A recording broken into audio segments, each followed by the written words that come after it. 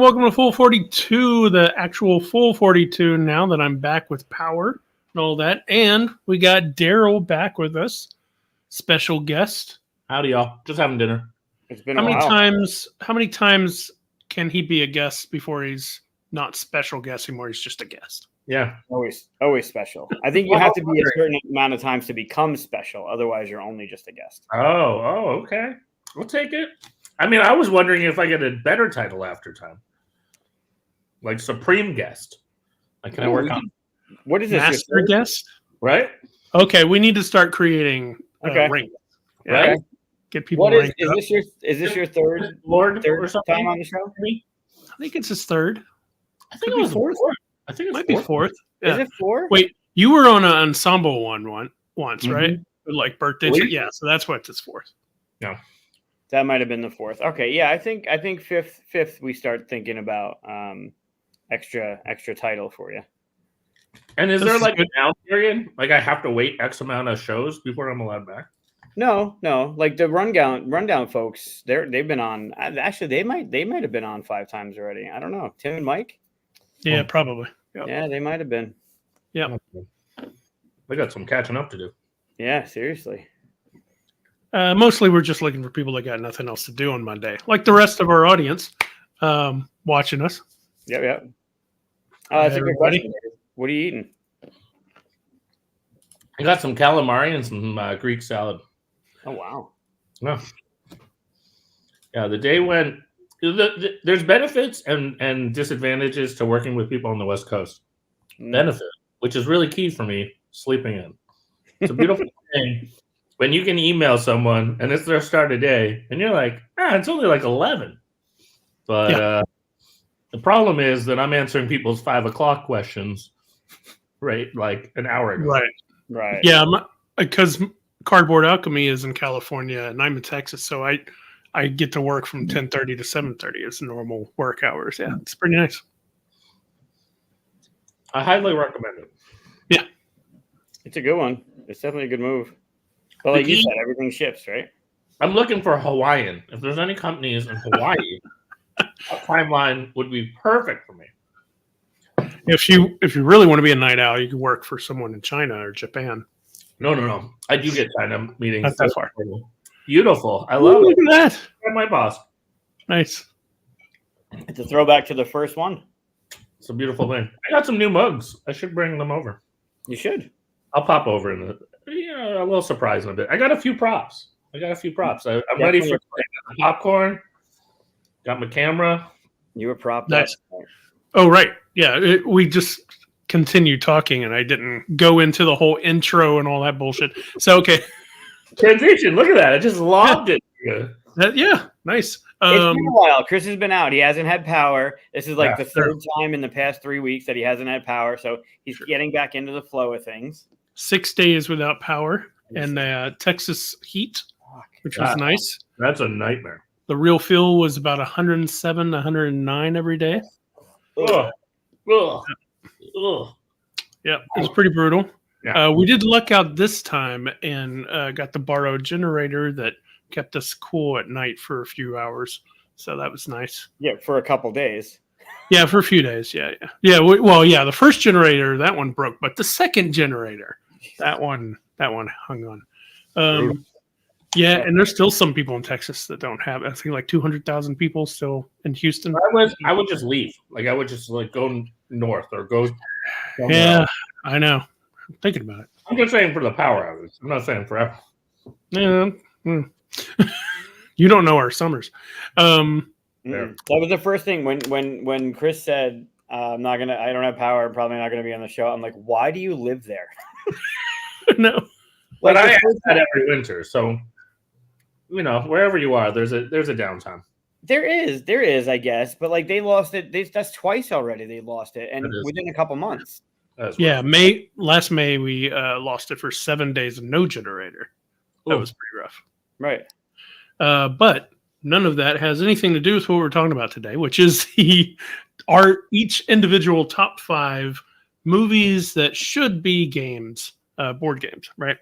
Yep. And I have a few ideas as to what I would do with some of my list. It'd be interesting. So And like we said before, started talking, maybe some of these are already games. I don't care. They're not the games I want made it from it. So. New ones are needed. We'll get into it. There's a couple things I'm curious about, and a couple ways that I approached it. So it'll be fun, especially with us three. It'll be a fun topic to go over. I did give myself a little bit of and we could get into it and stuff, but I did give myself a few caveats to make it more challenging, which is no cooperative games and no solo games. Because solo only makes almost any movie pretty easy to do. And too easy. Yeah, that is too easy. I will also say I'm super curious what chat will say are good ideas, because literally my job right now is from May till coming up to San Diego Comic-Con, I'm supposed to be chasing licenses. So if anyone gives some good suggestions, you're literally doing my job for me. So thank you. There you go. Do people get a finder's fee? If they can find it for me, sure. If they can get me the license itself. Yeah. Sure. If you want to get them at agreeable terms, I will happily give someone a finder's fee. If anybody just has some licenses floating around, just throw them towards it. Perfect. So before we do all that, we have announcements that we normally do. Trying to remember all the stuff. It's been so long, 2 weeks. Yeah, when Daryl's gone through the lightning round? Yeah, okay. Yeah, you've done the lightning round, right? Oh yeah. Yeah. Like not the new one though. Probably not the newest. No. Yeah, there's a few new ones on there. We can put you through if you want. You want to go through the lightning round? I will do anything you guys want. Ooh. Yeah, don't say that. Well, let's do announcements first. Mike, you have any announcements? Me again? Yeah. I never have anything going on. I have power. That's my announcement. That's a big announcement. That is a pretty big announcement. Power. Yeah. Didn't have time to shave. Yeah, same. This is my apocalypse face. Jesus. I got a haircut. Nice. What's your hat? What's on your hat? Well, I thought it was appropriate for our theme, and I even. Oh no, I didn't. I saw it. Oh no, I grabbed it just to help you with. Is that Cujo? What is that? Oh, the stand. Oh. Yeah. Okay. Again, another prop. It's not one of my 5. It's not one of my 5, but it would be amazing if someone could come up with a game idea for it. I would be a customer. We talked about that on what was that, 92, right? It's a good one. 91, 92. Yeah, I have a better announcement going next week, and hopefully we'll have an announcement even sooner. Well, maybe not sooner. Well, maybe around the same time. But really tonight I just got Lucas painting. All right. This is a fun idea. I would love it if it had an app that you could work with your digital watch, just because it goes with the Dick Tracy thing. Nice. I love that. That would be super cool. That's Dick Tracy's a funny one.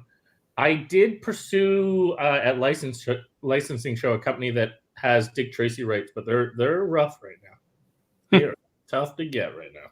That's weird because they're not doing anything with it. No, and they were more pushing Teacup and what was the other one that was interesting? Phantom.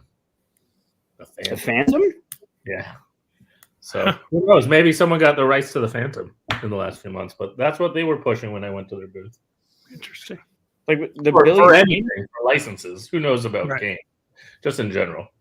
You might see it on like a Versace outfit, or you might see it on like a food brand. I don't know. Yeah. Dick Tracy soup or Phantom soup. Yeah. All right. So our announcements are: we got nothing, and we get a Luca painting. Yeah. I got a Mika painting too, which is kind of neat, but I don't want to do a Mika painting. I'll show you Mika painting. Mika painting. Why not both? If this is the first time you've seen this, Luca is his 2.5-year-old, and he likes to make paintings for us. We look at him like Rorschach paintings, and we all in the comments, whether you're watching this live or not, like to say what you see in the painting. So tell us in your comment. What does your shirt say? You can go back and look. Uh-huh. Yeah, I saw what it was. It's a good one. It's just Blue Jays. I don't understand. It's for Daryl. It's Right. for Daryl. Right. It's just Blue Jays. They may or may not sell those very popularly around the stadium. I'm sure. Yeah. Yeah. So this is not Luca's painting. This is actually Mika's painting. Mika did a 8 by 10, one of the bigger ones. And it came out amazing. And Mika's what, 1.5? He turned 1 in February. Oh, I like that one. There's a lot going on here. Wow. That looks like the Dark Crystal Castle after it got all good again. Like I love the colors. Yeah. There's How some it all blended. moods going on here. Yeah, we can show both. Where's everybody seeing that one? Yeah. Curious what chat sees. I can see like a magical swirling kind of teleport thing. I think it's like a red rock and then like magic swirling on top. Like someone just like turned to smoke. A hopping bunny. Ooh. Interesting. Okay. Looks like a rabbit. Got another rabbit one. It's a Wow, Chinese dragon feel. Yeah. Ooh, I can see that on that one. I see Yeah. like this is like the wing and his neck. Oh. A fairy rave, says Di.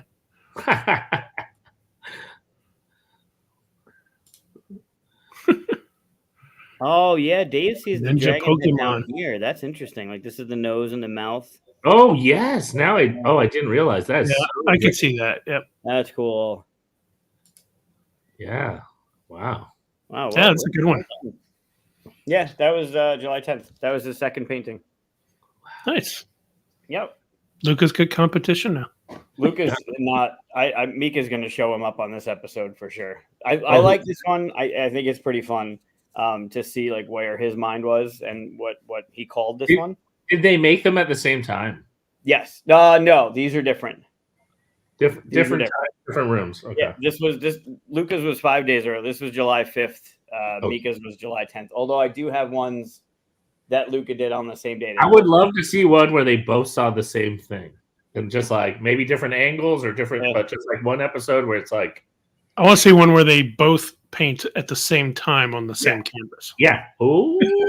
See how that goes. Yeah, I'm sure that would not create a mess. That feels like you're starting a war. Yeah. Andrew. Yeah, that'd be really Yeah, good. I want to see that angst. We could do it on the show. I mean, I could have them paint live, and I'm sure it'd be very entertaining for people. Yeah. All right, where's Luca's? All right, so this is Luca's. I'll cover up what it's called so you can't see it, but this is from July 5th. Still rocking his left hand. Nice. And here's today's. Whoa. Okay. Oh, this is darker to me. I know. This got like upside down territory. Yeah. Yeah. Oh, yeah. I could see a little upside down. Yeah. Things. I see like, potential like tentacles or something or vines like reaching out. I see a face looking up. Interesting. I see basically intestines being flung about. Ooh, yeah. That one got dark. I think it's like red rain or it's like raining blood. Or a garden. Or I see a garden. Yeah, or a garden. An intestine garden. Bacon on my flat top griddle. Okay. Not after what I just said. I think you should keep cooking that bacon. Salamander lizard hanging off a red tree branch. Ooh, I like these hybrid animals: a ferret squirrel, a salamander lizard. Ferret squirrel. Wow. Nice. I see a muddy lake cove overgrown. Red panda in a tree. Nice. Okay. Red pandas are adorable. Park bench under a tree. Okay. Oh, like laying down. I could see that. I see the park bench. Okay, and a head popping out. Yeah, I like that. Yeah, I'm convinced it's a park bench under a branch. All right. So I was the crazy one this time. That's fine. That was good. You want to know what he called it? Because now I'm trying to get him to name his. Oh, titling. What do you call it? T-Rex. That's what's left after T-Rex. Yeah, that is like T-Rex dropped them, and that is the blood from the mouth T-Rex. Yeah, it wasn't too far off. No, Yeah. but like look, like this is the mouth. He even did like it looked like darker Yeah. eyes in there. Yeah. Yeah, I get it now. Yeah, But wow, poor Aftermath. Daryl's calamari if he threw it up. Yeah, I might wait on the calamari now. That's good. Oh wow. Yeah, that's a good one. Steven. Oh, that changes everything. No. Yeah, That's not the message that was intended. No. It's not that kind of show. Turn it back around. Oh, yeah. No, he does it like so. I put this down here based on like he'll hold it with his right hand, and this is the top. It's like when Nice. he's painting it, like and then when he's done, I'll ask him if he wants more color or if he's done. And when he's done, he puts it on the easel himself. Lock it in. So I know what the top is. Nice. Yeah. That's smart. Yeah. The authorial intent. We know what he was going for. I like the Pretty cool. intestines though. That was really dark, Chris. Well done. Yeah, he went. We never made banners. Top 5 movies Good. that should. Well, be- all right. So while he's doing the banners, which, yep. What do you have, Daryl? What announcements do you have? Yes. Announcements. I have to think for myself. Did you put the banner up, Chris? What? Yeah, you want announcements, right? Did you put them up though before? Yeah. Right. Exactly. Oh boy. I feel like I'm in the middle of something. Should I go? No. This is every week. Oh, I know. Announcements. What can I announce? Well, I think this is getting announced in the next day or two. So anyone who's watching, don't rat me out. But Ooh, pretty juicy. I'm pretty sure it's getting announced tomorrow. It's definitely getting announced in the next 2 weeks. So for anyone who doesn't know, I do consulting for a company called Maestro Media. They were best known for a game called The Binding of Isaac, which is based off of an indie video game. And they just do IP games. And I've been trying to find an excuse. And finally, Maestro jumped in to partner with Oni Press. So Oni Press is a comic book company. And we are in the process of announcing 3 games with them. So based off of 3 comic books. So I'm very excited about those. For anyone who knows me knows that one of my favorite comic books is called The Sixth Gun. And so we're doing the Sixth Gun game, which is pretty awesome because the creators are gamers in St. Louis. And I've been to their comic studio. And so it's going to be really fun to cook up a game with them from scratch. And then 2 others that are brand new comics this year. One is called Jill and the Killers, and another one is Dwellings. And so I'm really psyched. They were both books that when we were exploring what they were doing, we thought it would be pretty cool to partner directly with the creators. I just booked meetings with them in San Diego in a couple weeks. And so Nice. announcing those. So that's a biggie for us of one of the announcements. I'll save the there's even bigger ones, but they'll probably leak over the course of the night. We'll see. Nice. We got to hook people on so that they listen, right? Sure, yeah. I like it. Good stuff. Cool. That's cool. That'll be fun. No lazy lurking. What? I said no lazy lurking. People got to pay attention. So Your the designers of the games then will be the creators of the comics? So we're going to work directly with them. So I'm pretty excited that they'll be involved throughout the process so that it'll honor their vision of their, universes, their characters. But my goal will be kind of partnering either a game concept that is adaptable or having a designer cook it from scratch.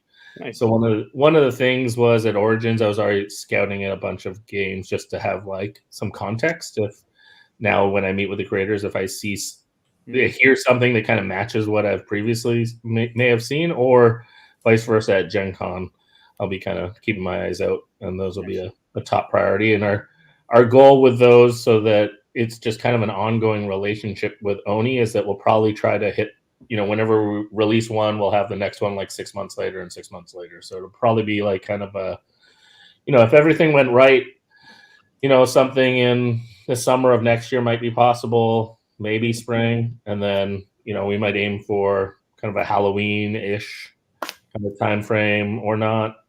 Some of these are pretty spooky kind of related. So maybe we release by Halloween or summer, the first one, and then do every 6 months. So cool. That's cool. That's fun. Yeah. So pumped for that amongst some of the other titles we're in the process of announcing. So speaking of announcing, I know Hello Kitty is coming out. What's because I'm fiending for it. What's Smurfs? What's the plan for Smurfs? Yeah, well, actually, that's a well-timed question. I think it dropped today that people can pre-order. Oh, no kidding. I am a horrible marketing person. It's like it's not my zone of genius by any means, but yeah. So I'm so pumped for the Smurfs game. It is designed by Theo Rivera and Antoine Bauza and Mont Blanc and Quarantine, and the whole Kodama team that did games like Draftosaurus and such. And I think this is the best game they've ever done. I was excited. John Gilmore's the developer, and he did an awesome job of that. And so pre-orders are just up, and the idea is that we're hoping fulfillment could be in the next couple months. It's it could have delays with printers and all that fun stuff, but we're on track per se to our goal is that we could have copies by Essen if that all went well and those guys are all out there. So we're partnered. Distribution in North America will be through Flat River Group, and the international will be through Lucky Duck and their partners. So potentially they'd have it at PAX? Yeah, PAX is like for sure. I mean, if it's not at PAX, we got problems. So we got major problems. Yeah, because it definitely didn't make Essen if it's not at PAX, right? Yeah. So cool. Good. I'm looking forward to that one. Yeah, I played that one early. I saw you guys playing at the Gathering. But I played that one early up at your place. What was that? It was not a year ago. It was close to a year ago, I guess. Close, yeah. Yeah, when we were working on the other thing that's coming out this fall. Yeah. Yeah. So as Wolf said, Goliath. Yeah. Lucky Duck. Do we have to do that though? Like, do we have to name who owns everyone? Because that might be a long process. Right. We don't do that with Asmodee. Yeah, that feels like a big thing. Smurfs. I saw that at the Gathering. I didn't get a chance to play it. Well, I have some news that I can drop that's a day early. That's fun, Smurfs related. Each day memory. Why not? Just because I literally just saw the email, I was like, "Oh, that's cool." Here, let me make sure I say it right. But the Smurfs RPG is coming to Kickstarter. Oh my god! Very, very soon, and I'll probably get in trouble for this, but who cares? No one's listening. You only live once. Everybody. I'm sure everyone be good and keep a secret. But let me find the actual names of the people because it was a pretty cool. Oh, there it is. Okay. I can't show it, or else then there'll be visuals, screen proof. But the Smurfs RPG is coming to Kickstarter, and at Gen Con, first people to find out, they're doing a live role play at 8 p.m. on Saturday. There'll be 200 tickets available, and it's going to feature Grant Lyon as Jokey Smurf. Oh God. Casey Gervin, Brandon Ajar as Brainy Smurf. Papa Smurf will be played by Clint McElroy, who is part of the Adventure Zone. They're huge in RPG world. And then Poet Smurf is going to be played by Christian Navarro, who has like 9 million followers on everything and has done, every RPG you can imagine. And then Jason Azevedo is doing the story acting as the storyteller. So nice. That's co-written or co-designed by John Gilmore and Kevin. Why am I drawing a blank on Kevin's last name? I'm sorry, Kevin. So that'll be the first live play of it, and It'll be kickstarted, I believe, in early September. What Smurf are you playing? I unfortunately can't attend that, even though I helped arrange it and I'm super pumped about it. But I am going to an Open Owl event because I am doing a character for Mythwind. So, oh, cool. Me and Jenna have designed. I don't think we've announced the character yet. Maybe they will there. So I'm doing a Gen Con thing there. So there's a question for everybody. If you were a Smurf, what would be your Smurf name? Yeah, and that's really what you do as an RPG is make a character and live out your adventures. So, well, there's a Smurf for everything, right? So, I'd be Winter Smurf. How about that? Winter. You'd be no power Smurf. You'd be power out Smurf. Yeah, power out. I like power out. That's a good name, even just like power out. Yeah, I'd be Mad Max Smurf. Jeez. After a few more days of no power. There you go. Daryl would be. Well, which would you be? Would you be the lead guitar guy? Nobody wants to see that. Board game Smurf. That's cool. The Smurfs RPG sounds awesome. That's pretty cool. Yeah, I'm excited about it. It's like very approachable. They designed it so that you don't have to have like D&D knowledge or 5e and all. Like the whole idea is like you can just jump in. You don't know RPGs, that's fine. Just create a character, have a good time. So. What time is the event on Saturday? 8 p.m. 8 p.m. There's gonna be 200 tickets. So I gotta look into that one. That sounds like fun. Yeah, help spread the word. Maybe I'll get Jason or someone to pop on your show before. Love to have Jason on. Yeah, that'd be fantastic. Yeah, I'm sure he would love that. And it's so short last minute because one of the problems was, hey Shannon, one of the problems was we were on a waiting list and we just got the room. So nice. We and very thankful we got the room, but they had some cancellations and we were like, yes, please. So yeah, do it. Cool. That's cool. Yeah, we got the event on Friday night, the charcuterie soiree that you're coming to, which will be super fun. I'm locked. I will be there. Yep. That's going to be a good one. So say more things that you're not allowed to. Yeah. It's kind of like I'm confident that there's enough movies that are also things that we're making that I'm hoping that organically get triggered. Before we get into that, because we do like to delay that stuff, I do have the lightning round set up. Ooh. Because we've either forgotten what you ended up being in it, or there are new questions in there anyway. So they're fun to do. Yes, Shannon, Friday, 8:00, shortly before 8, because I'm sure we have to go set up. But Friday, 8:00 is the soiree. Yeah, I don't remember which way I even chose, and depending on my mood, I could go down a different way. So I think the questions are pretty different too from when you did it. There's been a few. So if you haven't seen the lightning round before, we're gonna ask Daryl here basically a yellow or red question, this or that, and he's gonna start going down the tree. And you can see there's a good amount of questions, and eventually you will end up at the bottom. It's scientifically proven that you are most like this fictional character. Yeah. Whatever that ends up being. As long as you answer honestly. Yeah, well, I'm going to answer honestly, but it's just like, I maybe feel like I have multiple personalities. So. All right, so first question is... Oh, you guys should put, for a future game idea, you should bet on what one you think the guest will end up as. That's fun. And Mike doesn't even know all the other ones there because sometimes I change them just on a whim. And that's fair. It's nice that he has control over this whole thing. So yeah. Like he could open up with Mike or Chris right out of the gate. That'd be great.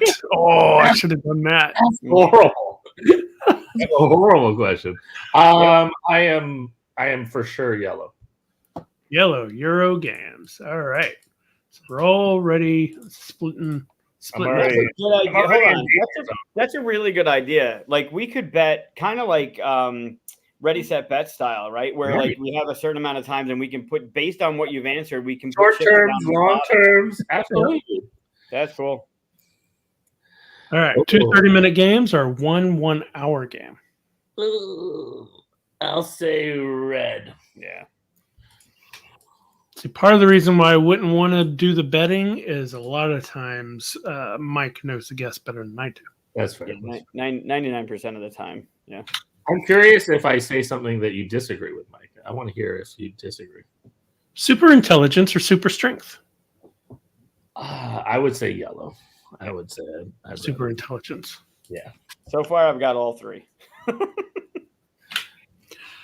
Boba tea or slushy? Oh, great question. I have changed. I would have answered this differently years ago, but I'm now boba tea. Yeah, yellow. Really? But I was definitely like I had as a kid a slushy fund. And that was like if I found money on the ground, it was mine. It didn't even matter if it fell out of someone's pocket. That was slushy fund. That was you had a slush fund? I cannot stand the tapioca things. Oh yeah, I mean I'm picky about how I like my boba tea, but Sure. Yeah. Oh.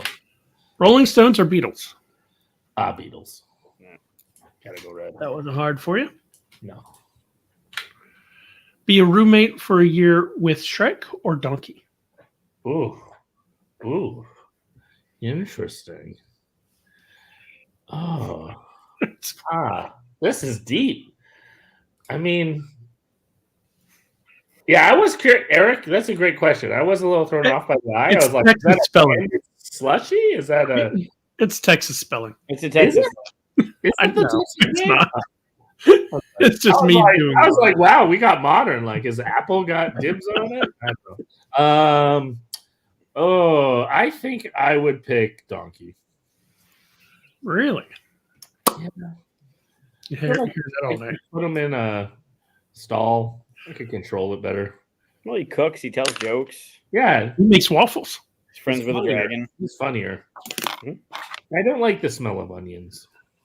Worker placement or rolling dice? Ooh.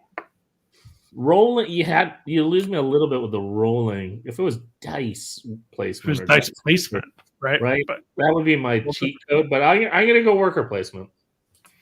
All right. Wow, I'm having a journey. I'm like zigzagging.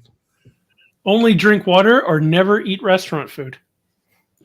Wait, but if you mean still like you go to restaurants, but you have to always drink water.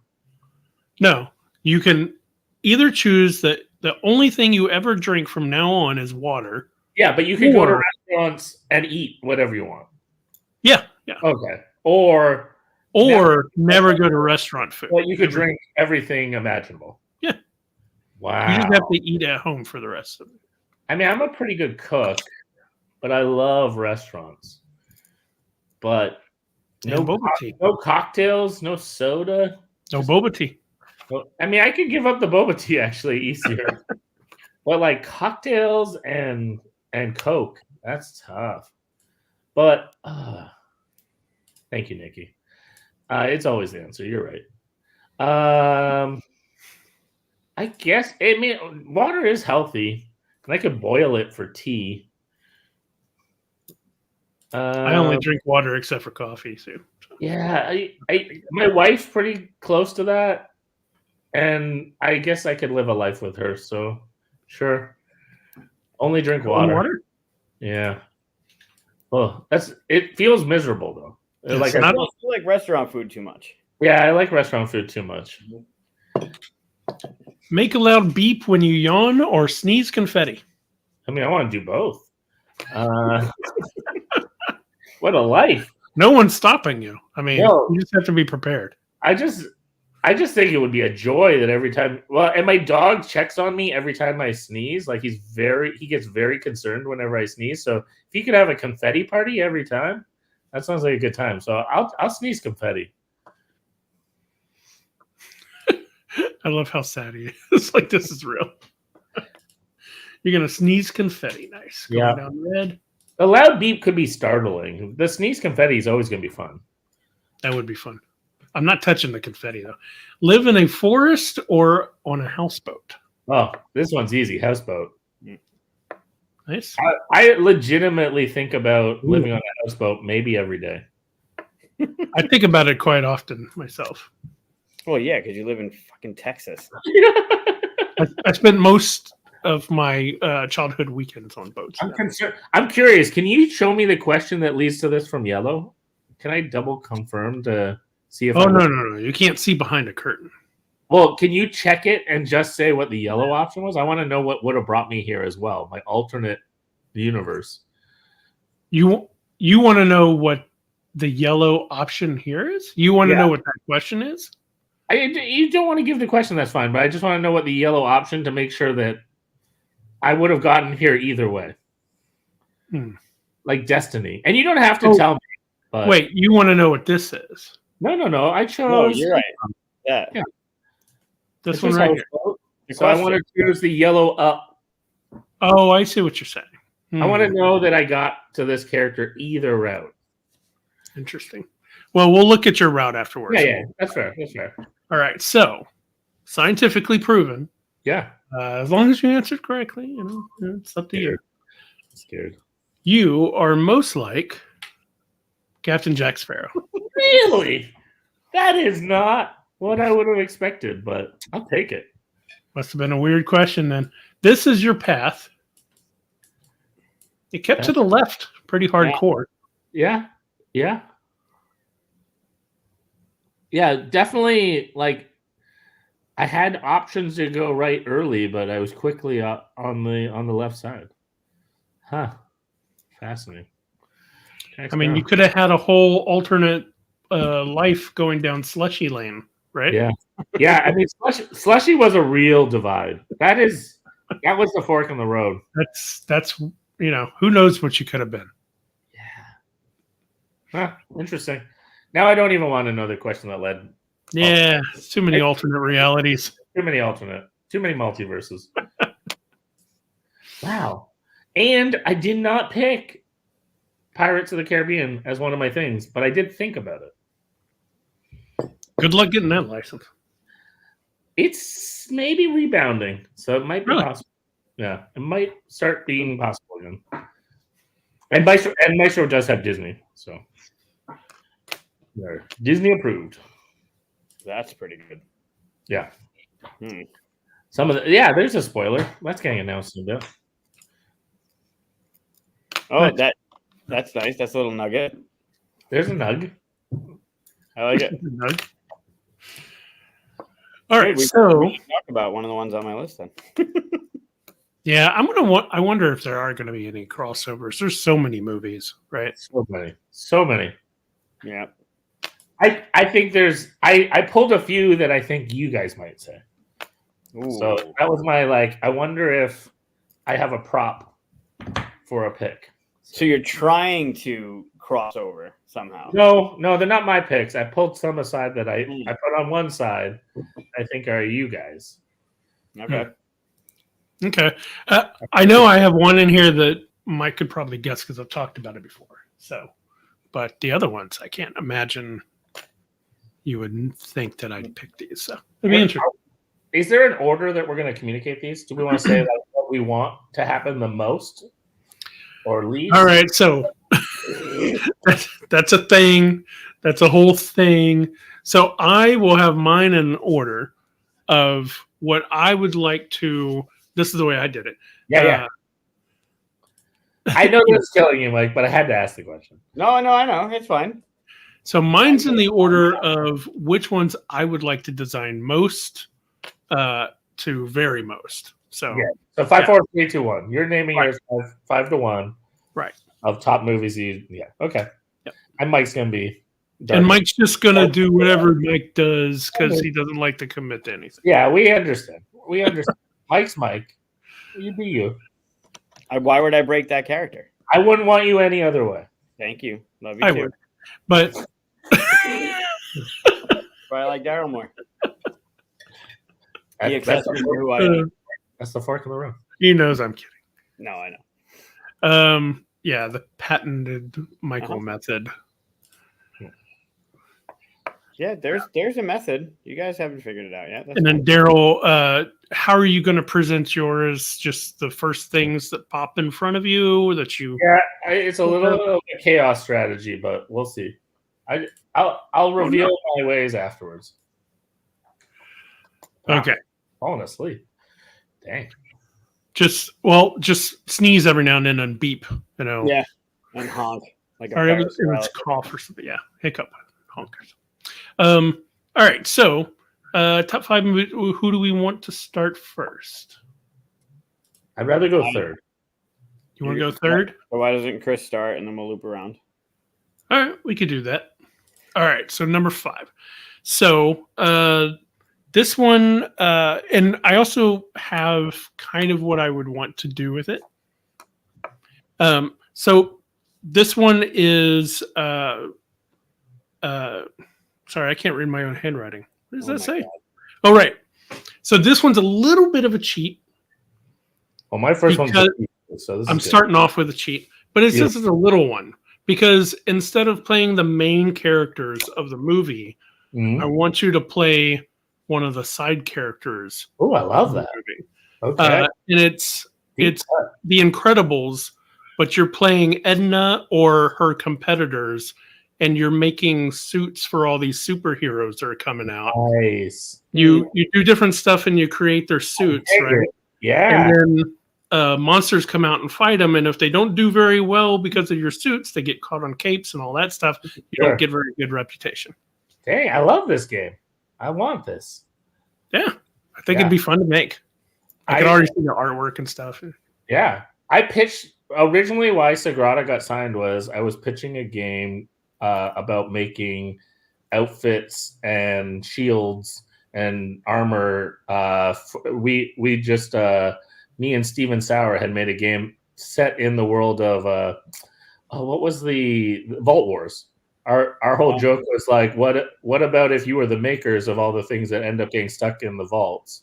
Yeah. And so that's why we made a meeting with Floodgate. Was we were like, hey, let's pitch. You're the makers of the different outfits, and that was part of our thing. Was like, do you want a magical armor or a magic shield, or do you want a strong one? But I like this theme better. This is even better with the IP. Yeah, I mean, like if like a cold, blasty hero comes by and his vulnerability is heat, and you're like, he'll be fine. You just give him stuff, but you don't put heat protection, and then a big lava monster comes up and screws him. You're like, okay, I love it. That's good. I love it. That's a cool one. I dig that. All right. Yeah. What do you got, dudes? I can't follow that up with shit. Well, then you should have gone. Then you should have gone first. I usually can pivot to something like, oh well, if you like that, you can do this too. But I got nothing that goes with that. That's. I love how fleshed out the game idea is too. So that's that might be the winner. Wow, he's just getting started. I know. That's my number 5. Yeah. Yeah, I can't even. That actually, it's weird because that's Jesus. number 5 of the ones that I would want to design, but it might be my number 1 that I want to play. Like if someone else made it. Yeah. Sounds like it'd be fun. I don't know. There you That's go. a good one. That's a good one. All right. I'm going to go with. That's a tough one. You want me to buy you some time? I can follow up. No, I got it. I got them listed. I don't know which one. Usually, if there's a clear, obvious one that I'm going to talk about because you did this thing and it segues really good into this one, but I don't have one that goes with that one. So it's just going to be a hard turn, literally. Our comments are just filled with no capes. No capes. You can't have capes. Which is super wise, but style. You know, you gotta get some style points. Yeah, Where's my super? That's what you should call it. Where's my super suit? Nice, great name. I did it. All right, my number 5 is Italian Job. Ooh, I will buy that game. Just instantly. You got me interested. Just It's got to be not a pick up and deliver. It's got to be a heist type game where you assemble your crew and either you're going through the city with like barricades and you pop a card and like there's a roadblock or there's some like tire strips in your way or something like that. But you're going around the city you pull off the heist. It takes over and then you got to either get to some place and come back or you already have gotten the thing and you got to get away. You know what game I wanted to be that experience? Yeah, Mini Coopers for sure. I love that. But 100%. What was the Vlada game that's like a getaway Escape Plan? Escape Plan. I wanted that game to be what you're describing. Yeah. Yeah, Escape Plan is pretty interesting, but it's a little bit too much. Yeah. In fact, there's he's been making the condensed versions of his games. I'd love to have a escape plan version of that. Yeah. Exactly. So this is the way. Yep. I'm not a big fan of the game Heat. I know people love it, but it fell flat for me. Yeah. But I did like what they were doing with the overheating and how the deck building mechanism was working in that. So instead of it being a track with like an S turn or L turn or whatever, if it was city and you had to like pop it into gear and something's overheating, or you got to you can't take that turn. Yeah. Right. I would love to that you set up some booby traps, and everyone does. And that then, like, do you avoid people's things because you're like, that's probably, but some of them are blanks. Yeah. So you're like avoiding it. Like you could push people down different ways of the city. Force them to take a turn. Or like traffic, you know how they control the red lights? Like you could like turn red lights sometimes. And Yep. Aesthetically, 1969 might be more fun though. Yeah, absolutely. A nice like cars, the look, the style. Retro. I think in a weird way too, like I think it's more reaching. Like obviously the new movie did well in its time, but it's like unless you knock it to an anniversary or something, the retro is kind of like timeless. Sure. Yeah. Yep. All right. My number 3 is a super cheat, but it ties to the show. And it ties to Chris because Chris made me this. I remember. Oh yeah. So, and then I like a fun spoiler because I can say this: I was hired to make this game, but then it got canceled and changed. So I can talk about the canceled part, and that is that I was hired to make this into a game, which like I was ready to sell my soul for. And the cool part was we themed it as you play as the villains. So the whole game mechanic was that Batman kept popping up, but you were just causing chaos all over Gotham and blowing up hospitals and lighting bridges on fire and just causing mayhem and having your goons take over different areas and So I'm not allowed to say what it's become, but it's not that far from this, and it's with Upper Deck. So, am I allowed to cause controversy and say that is the best Batman anything? I think so. That was my opinion, but I will say I have strong opinions about this one too. Which, if you want to go live action, fine, but you can't say it's the best Batman anything. If you pit one episode, because you're talking about the animated series, right? If you pit one episode of the animated series against the movie, I say the movie wins. But you can't put the entire series up against a movie. That's not. You can't put the movie up against one episode. That's equally unfair. All right, you get 2 episodes, a 2-parter. I know they had 2-parters. Pick a 2-parter. I bet you the movie still wins. Here's a hypothetical: you could make this or that. Which would you rather make as a game?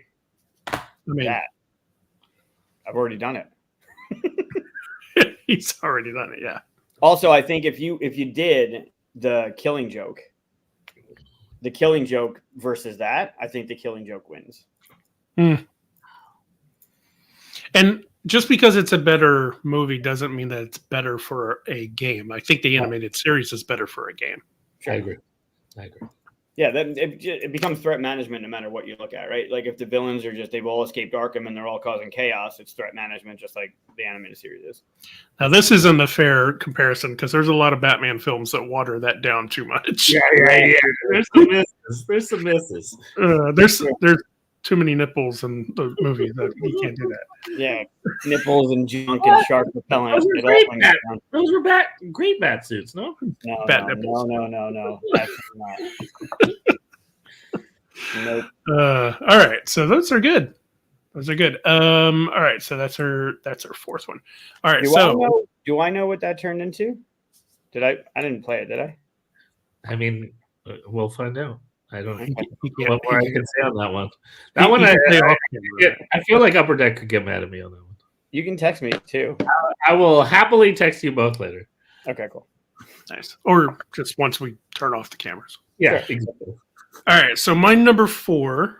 Okay, so I'm a big fan of Poirot, And the last few movies that have come out, Death by the Nile is the one that I would pick. But the Really? coolest thing about, well, the idea that I had anyway, is that instead of just picking one of those movies, you could do like a Betrayal in the House thing, where Whoa. there's a different scenario every time you play. And so you guys are running around and stuff, and and basically the scenario gets kicked off by a dead body found. And that you go to the page and you try to figure out what happened and all that stuff. I like playing games where you don't know, like I like Betrayal in the House. Right. Even though there's some issues and stuff. In fact, the D&D version is even better because it's a lot more solid. I like it personally. It's a lot more solid, and I think 50% of them you don't even have a traitor. Like everybody's still cooperative, fighting against stuff like that, and you don't find as many like issues as there were originally in the Betrayal one. Oh, cool! I'm glad to already step on that. But yeah, so basically, some kind of Poirot-esque kind of thing where you go around in a different mansion or something like that, and then find a dead body, who did it, and all this stuff. So, on that note, may I suggest, and maybe you've already experienced this, but I just recently, like a little over a week ago, played a Jumanji or Jumancha. Have you heard of this? Jumancha? Jumanji. Not Jumanji?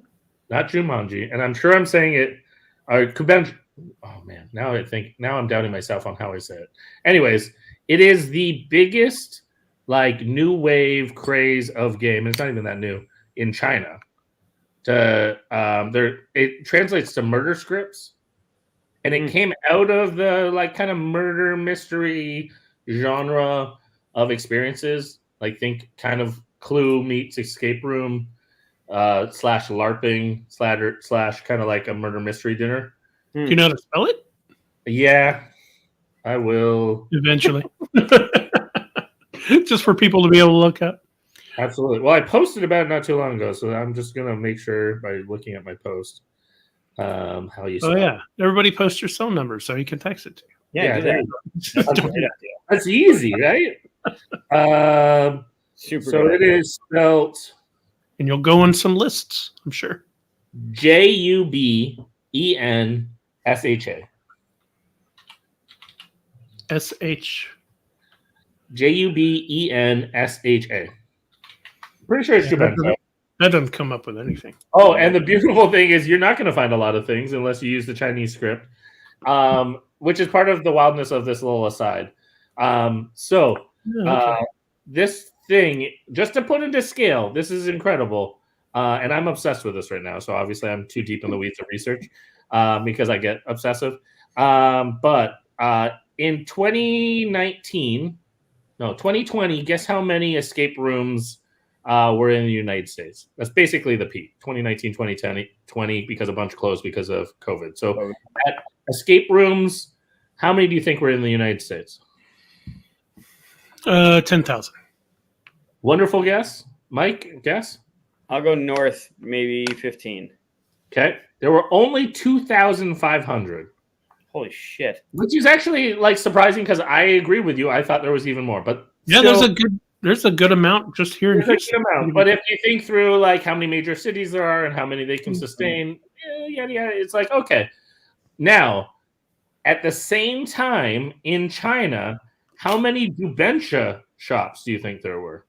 And to give context, a Jubenshha shop is usually multiple rooms that look like kind of like D&D rooms, like LARP rooms. They're usually played with like 5 to 10 players. They're usually highly decorated, have like a real fancy table and a library. So think almost like a game cafe, and usually have more than one of those rooms, sometimes tons more. How many do you think just in China? And again, this is a luxury experience. So China's pretty big, though. China's big, but the amount of people that have spending money to do this kind of experience, etc. 40,000.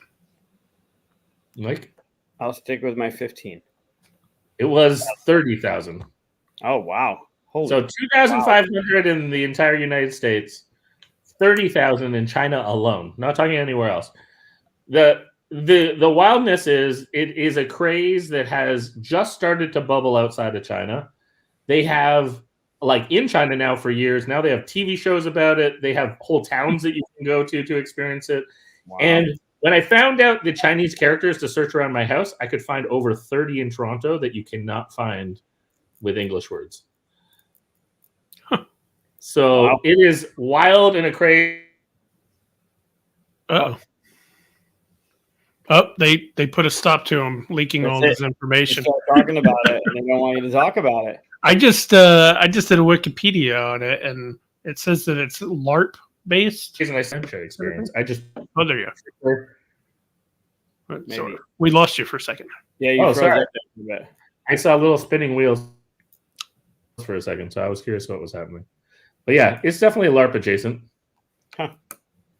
That's bonkers. Cool. Yeah, it was super fun. So Mike, did you figure out what your number 4 is? Yeah, no, you gave me a good segue into that one. All right. I have a one. 4-0 gives segue to Fargo. Oh, all right. yeah. So you talked about the Don't murder you know? mystery thing, or like that betrayal where you find the dead body and you start. So my Fargo one was more of a murder mystery thing, but it would have different cases that you got to solve, and it Yeah. could be town based, kind of like Mansions of Madness is what I was thinking, like fully cooperative, but like the dead body somewhere, and you got to figure out what happened, and then there are suspects you have to suss out, kind of like that 5-minute mystery thing where they have that codex and the matching key. If you played that, 5-minute mystery is fantastic. But the way they use that key system to figure out who the suspects were, that's where my head went with that one. But I think a good Fargo game like that would be interesting with those kind of scenario based mystery ones, right? It should be called Don't You Know? Don't you? Yeah. Don't you know? Don't you know? That's how you get into that accent. Is you just do the Don't You Know? You gotta just roll. repeat it until you're into character. That's the mantra. Yeah, so I think that would be fun. I don't know, I don't know how else it would work. The murder mystery thing seems to be, or at least that kind of thing has been happening. So Baywatch. That's great. Yeah, oh, Underworld would be fun. that would be dope. Well, I'm changing gears completely from year 2 suggestions, but I like that year 2 tied together. Mine is actually a little bit of I've been wanting this for a long time, and I was expecting Gil Hova to make this game. And he teased me with it for a number of years, and so I said that I wouldn't work on it because I thought he would. And it is one of my great sadnesses that Gil's not really doing design right now. But I love Gil, and he's doing other cool stuff right now. If anyone doesn't know, check out Gil Hova Games. He makes incredible designs. Wordsy is one of my favorites. I mean, he's got others, but Wordsy is just phenomenal. Networks, I'm a huge fan of, and this is kind of adjacent to Networks, and I would be honored and in love if I could convince Gil to someday co-design this game with me. But it is Jerry Maguire. Oh. It would be a sports agent game. I love sports. And I think that's one of the only ways that you could do a sports game that could get anyone is you're a sports agent. And so like the networks, and it's all about competing and having talent and filling out, a show, I think you could do a whole thing about like getting a balanced roster of talent and being an agent. There's also a wonderful TV show that features The Rock that is all about this as well, called Ballers. And so I feel like, a Jerry Maguire-esque, a Ballers-esque, but there's nothing probably that would. Hey, Aldi. But yeah, that would be a dream for me, is a sports agent game like Jerry Maguire. So that's my number 4. That's pretty cool. Like the talent comes out in like some sort of market, and you're vying to get them to come to you, and you have and do they do well, and like are they too expensive? Are their expectations too high? Can you get clients to like endorsement deals? But you got to have a show me the money action. Show me the money. You have to yell it. Show me the money. That's one of the phases in the game is the show me the money phase. Every time you got to yell it. Yeah, You have to yell it. No, that's fun. Good pick. You had me at hello. No. Is that the cleanup phase? That's yeah. Oh God. It'd be fun to make that. I don't know. I don't know. I don't think it would sell super well, but I would be a customer and I would enjoy it. So. Board game, soccer game. Have that. Yeah, I have it 11. Is that the one you're talking about? Yeah. Yeah. 11. Yeah, it's good. But I want to be even more like about the talent and less about like the sports themselves per se. Yeah, they were talking about Twister in there as well. Yeah. You couldn't call it Twister, There's a obviously. game called Storm Storm Chasers. Yeah, Yeah. probably working out. I wanted to like it more, but it made me feel okay because I was working on a Twister game with Sylvan. He had a game that was all about triangulation in space. And then when he showed me it, I was like, forget space. Let's make this about triangulating tornadoes. And then so we started working on it, and then Storm Chasers came out, and we're like, stop. Just recently played it, and then was like, oh, there's still room, and now Twister's back. So yeah, Twisters. Yeah. I like that. I like Storm Chasers is pretty good. It's got that top thing that's and you're trying to. We had a dreidel. We used a dreidel for our tornado. That was your dreidel game, right? Yeah. Yep. That's pretty cool.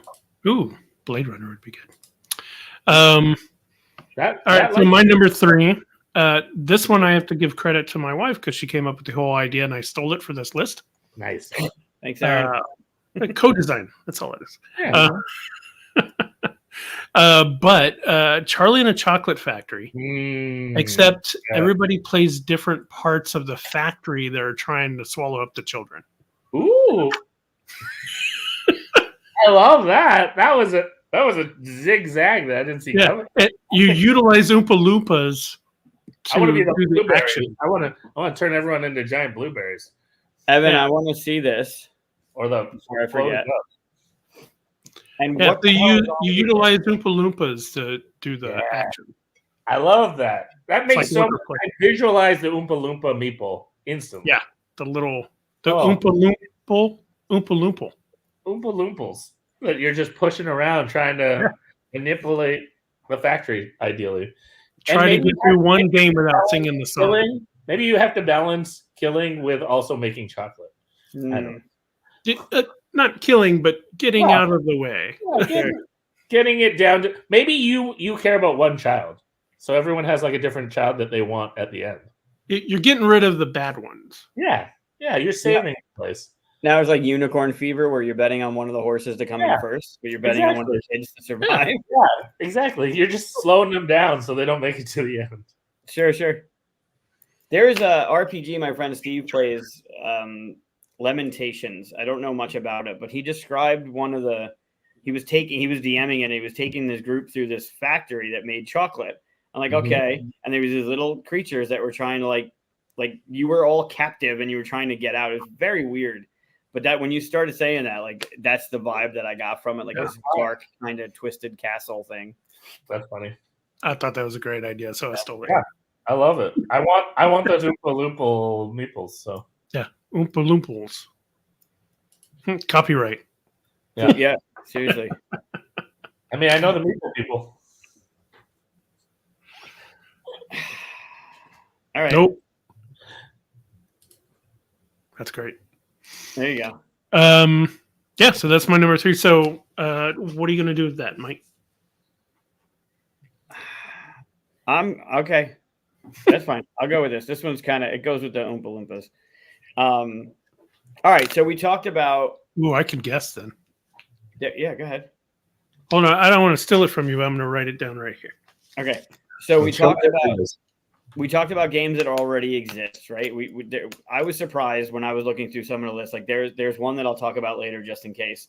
That I was like, oh, okay, there's a game of that already. And then I looked at another one, and another one just both fairly recently. One was 2019, one was 2020, and I'm curious if it was under the radar because of what was going around in that time. But the caveat is that there are games that are made of movies that are not necessarily good, right? They're dated. Not what you would want. Right. Nothing modern. So when I put down a couple of the ones on this list, I was like, okay, well, there is a game that exists, but it definitely is a dated experience, right? With like a roll and move or a spinner or some dumb shit like that. So more games should get spinners, but I digress. Depends on what the spinner is being used for. Yeah, that's fair. Right. If it's a spin and move, it's still a roll and move. I don't care. If you're using it for like resource gathering or like options, like there's two ends of the spinner and you spin it and you have choice. Cool. Yeah, your choice. So I looked up this one, and I saw that there were other ones made with this IP attached to it, but they were copies of other stuff, or they threw it on like a Game of Life. So it's really like Monopoly versions of everything. Yeah. Right. So, Chris, what do you think it is? Well, I wrote it down. You say it, and I'll flip it. If you say it and it matches, he'll show. Yeah, but if I say it and it doesn't, he saves it for something else. No, I'll show it to you afterwards. But good. All right. So this is a slash, but it would be Despicable Me and the Minions. Oh no, it's not even close. That's a good one. I do want the Minions. The Minions are the Oompa Loompas, right? All they want to do is get their boss. They just want to follow around their boss, right? Totally. So they have stuff out there with the theme on it, but they're not good. They're clones, or like I said, the Game of Life or something like that. Yeah. So then I thought, if you haven't seen Minions, is like it talks about Minions, like how they became. Hey, Matty Pete. But the rise of Gru was them helping Gru become Gru, right? Like he wanted to join the villains and everything. So I think something in there where they have to, like, the minions are just trying to follow a boss or find a boss, and you all play the boss is trying to recruit the minions rather than it being like everyone's playing Gru, or you're your own, like you're Kevin or you're Stuart or you're Bob. You're trying to recruit the minions onto your villain team or something like that. I see it. I would love that there's also maybe a little engine with the minions. So like as you're recruiting them, you're causing mayhem and trying to take over the world kind of moment. But. Well, I would think, at least in my head, that it was a deck builder and the minion becomes part of your deck, and they come with like certain weapons or certain abilities or something. That's like funny. That. I was thinking that too. Yeah, for your deck. That'd be fun. Because they have different personalities, so they can have little things that add. Yeah, so that's where I went with that one. That's fun. I like it. I think call it bananas. Like I want to make that one. I want to work on a deck builder that has that kind of thing, right? Like the minions come with a gun or that mind reading bubble or something like that, and if you can recruit them, then they're in your deck, and then when the boss comes up or when something comes up, you're trying to whatever. Be-doo. Yep. Yeah, bananas are your resources. Yeah, that's awesome. Yep. It's basically writing itself now. Banana? Yeah. I dig it. Well, my next selection is Eric, let's do it. There you go. I'm in. My next one was a game that I pitched many, many years ago to IDW, and it got pretty far along, and then I found out they didn't have. Who'd you pitch it to? Who? What? IDW, back when they had. Back when they were a game company, if they were even a game company, made some great comics. But this was like a really weird like curveball that they were into. So I like made the prototype, like got pretty far along, and then the license confirmed that we couldn't do it.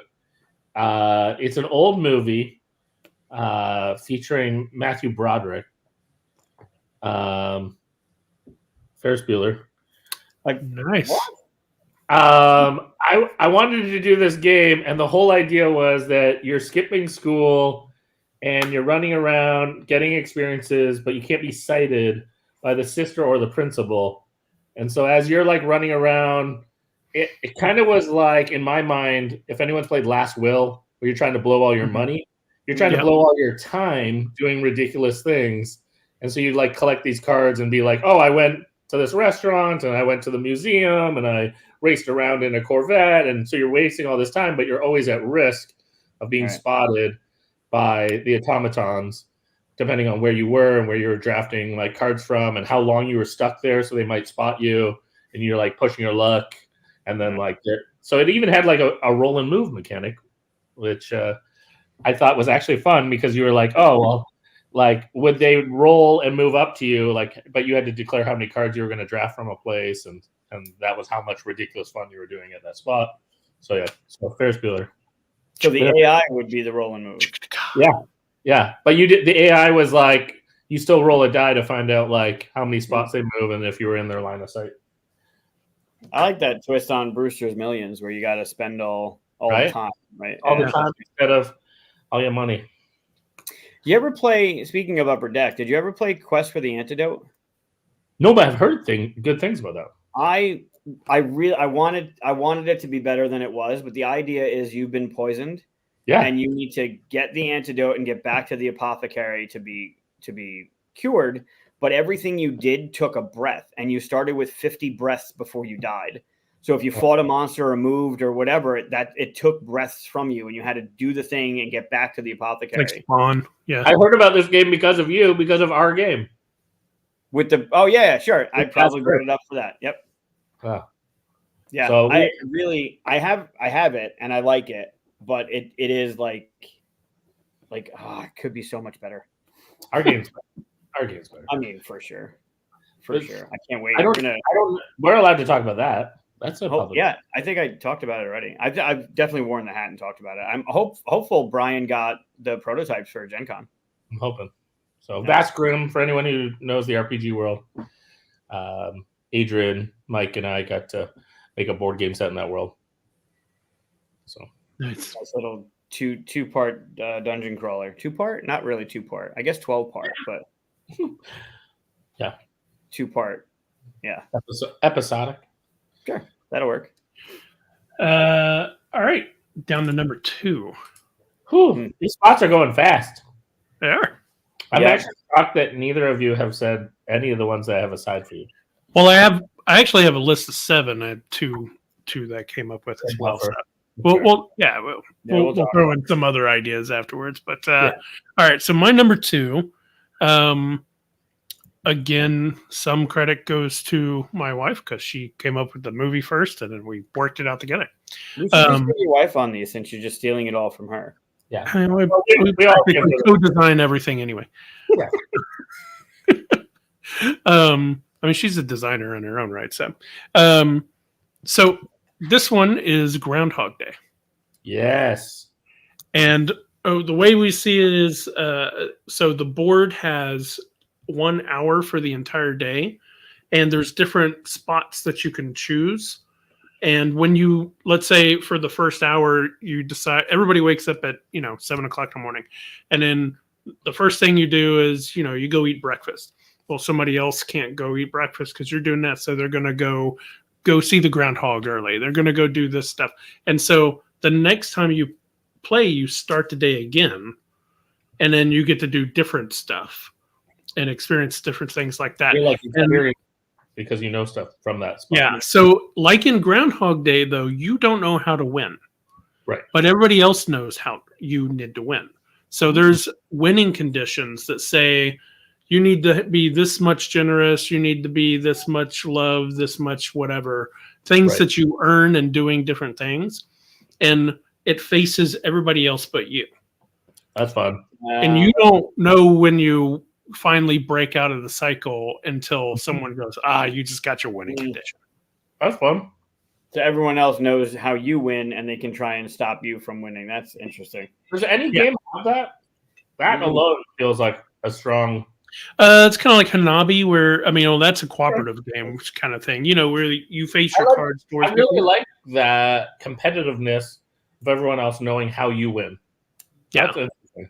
Because it would be wild if something's extremely just one thing. Yeah. The whole time you're trying to be a well-balanced, and it was you could have won this in a few turns. You just kept hammering that one thing. But now other people are motivated to block it, and then you might read into that. There's a lot of deduction that could be. Corey, have you played the Groundhog Day game, and does it have something like that in it? I was going to say it. Yeah, I knew there was one, but it didn't have all that stuff to it. So. Yeah, that's really interesting. It's really bad, the Funko game. Yeah, Hanabi mixed with I think Takedo, but all the paths are all mixed together to where you can jump different bridges, kind of thing. Or Decorum. If you played Decorum, which I like, you know what everybody else needs, so you're trying to stop them from winning, rather than. I don't want none of that cooperative part, though. No, none of that. None of that. You know what everyone needs, and you have to stop it. Yeah. Right. Oh, I love that. It feels really true to the experience of not knowing, yet it being something that everyone can kind of giggle about. Yeah. They're so close. Don't show it. When you can also use that to your advantage too, and bluff them into thinking that it's one thing. Yeah, that's what I mean. Like, if he just runs and catches that kid, that'll be it. But don't you want to go help those ladies with the? Yeah. And then you leave it, so then they're like, "Well, that can't be it." So, I love that. That's pretty cool. That's a good idea. I'm a customer. I'm in. I like it. Yeah, I think that'd be a fun one to make. And I love Groundhog Day. Anything with Bill Murray is Yeah, we just did the 1993 movies, and Groundhog Day I think was my number 2 and 3. We didn't do 93 yet. Oh, we did 93. We haven't done 94 yet. Nope, we haven't done 93. You lost power. No, we did 93. No, we didn't. We did 93. We did. I'm a year behind. Sorry. He's losing his mind. It's all right. I have my list. I have the next list here. It's been sitting here. That's a fun one, Matt. Strike. I know. I have my list right here, right in front of me. 94. So we'll get it. It's a good one. 94 is a good one. Trust issues, the game. Yeah. I mean, that's coup, right? Trust issues, the game is coup. Now, there is a slash with this because we thought you could take that same idea, but do it. What was it? The Tom Cruise one? The Something Tomorrow, Edge of Tomorrow. Edge of Tomorrow. Yeah. Surprisingly really good movie. Now, if you wanted to put combat in with it and then have it go so you go as far as you can until you die. Yeah. And then you start over and go, okay, well, I better train for that kind of thing. And you do stuff. I think that's another thing. I think that's a great, but I think that's itself is a game because it would be so fun of just like constantly being like, oh, and I died, but now I know how I'm going to die, so I have to push through that. Like you just work through an impossible deck that you're going to just die unless you do the exact right thing, and then just. I joked around early days with Erica because she did Dumb Ways to Die. We were joking about a game idea of just like imagine you're constantly dying and just kind of like building karma of like doing a little better in life every time you went through. Ned Ryers. Edge of Tomorrow, that would be cool. That would be really cool. I mean, it seems like it's got a little time story-esque to it. Sure. Right? We learn some information, you do it again. Oh man, when Time Stories came out, they allowed you to create your own story. I wanted to do Groundhog Day. Yeah. Because how great would that be? Yeah, that would have been awesome. Yep. That's a good one. So I snuck an extra one in there. Yeah, sure. Well, the Edge of Tomorrow's got me thinking. That idea is a really good idea. All right, what's your number 2? You can bounce off Groundhog Day or Edge. No fucking way. How? All right. It's not. It's going to be totally different. But if we don't mention, I don't know. I don't know that one. Dead Cells. No. It's a video game. And ironically, it's by the same crew that did Smurfs game. But I haven't played the Dead Cells game yet. But it's supposed to be coming out, I think, by Essence. Oh, they made a game. That crew made a game on that video game. Oh wow, on that video game. Yeah, it's a really popular video game. I'm not personally familiar with it, but I remember researching it once they were announced. Sorry, what were you saying, Mike? I don't know what I'm saying. Have we bought you enough time? No, it's good. I got it. I already got it circled. I got it written down in circle. All right. What is it? It's a twofer. It's a slash. But if we don't mention the Studio Ghibli in this movie's to board game, there's a problem. So I already have one that's half baked that I need to get back on, like developing. But one would be Howl's Moving Castle, because it's so good, and the idea of like turning the dial and going to the different locations and doing the thing. What do you have? All right, go ahead. Okay. And then the slash would be Princess Mononoke. Like either one of those I would love to do that. One I'm partial to because I already have something set up, but I feel like it's been like one of those should come out because the art's beautiful. The storytelling is great. Our whole IP is like prime. Like the fandoms are hardcore. Oh, absolutely. It would go crazy if someone got the IP. Yeah, Kiki's Delivery Service would be a good one. I mean, for sure. Like you could do. I mean, Cinque Terre has been long out of print, probably never in print again, and it's a Grail game for a lot of people. And I think that could be rethemed, like the way that pickup and delivery goes. But yeah, either one of those. Howl's I obviously would be super fun because that story is great. And the idea of playing with the dial, like going to a different location and the travel that would happen in that thing. And I don't know, I think that would be fun. But Princess Mononoke is bonkers good. So, yep. Chris, I just grabbed this because last night I decided to try to draw something that was kind of close to that style and stuff. I don't know if you can see it or not, but ooh, oh, like the field. Look at that. Yeah, that's the kind of colors and stuff. I just thought it was interesting that you brought that up because I just started trying it. You could bring it closer, show it off. It looked good. It's a first time try. Okay. It's just a test. I want to see what it evolves to. That's what I want to see. If you're playing like every week, do a little bit more, and I like to just try different styles, and I just tried it last night. So nice.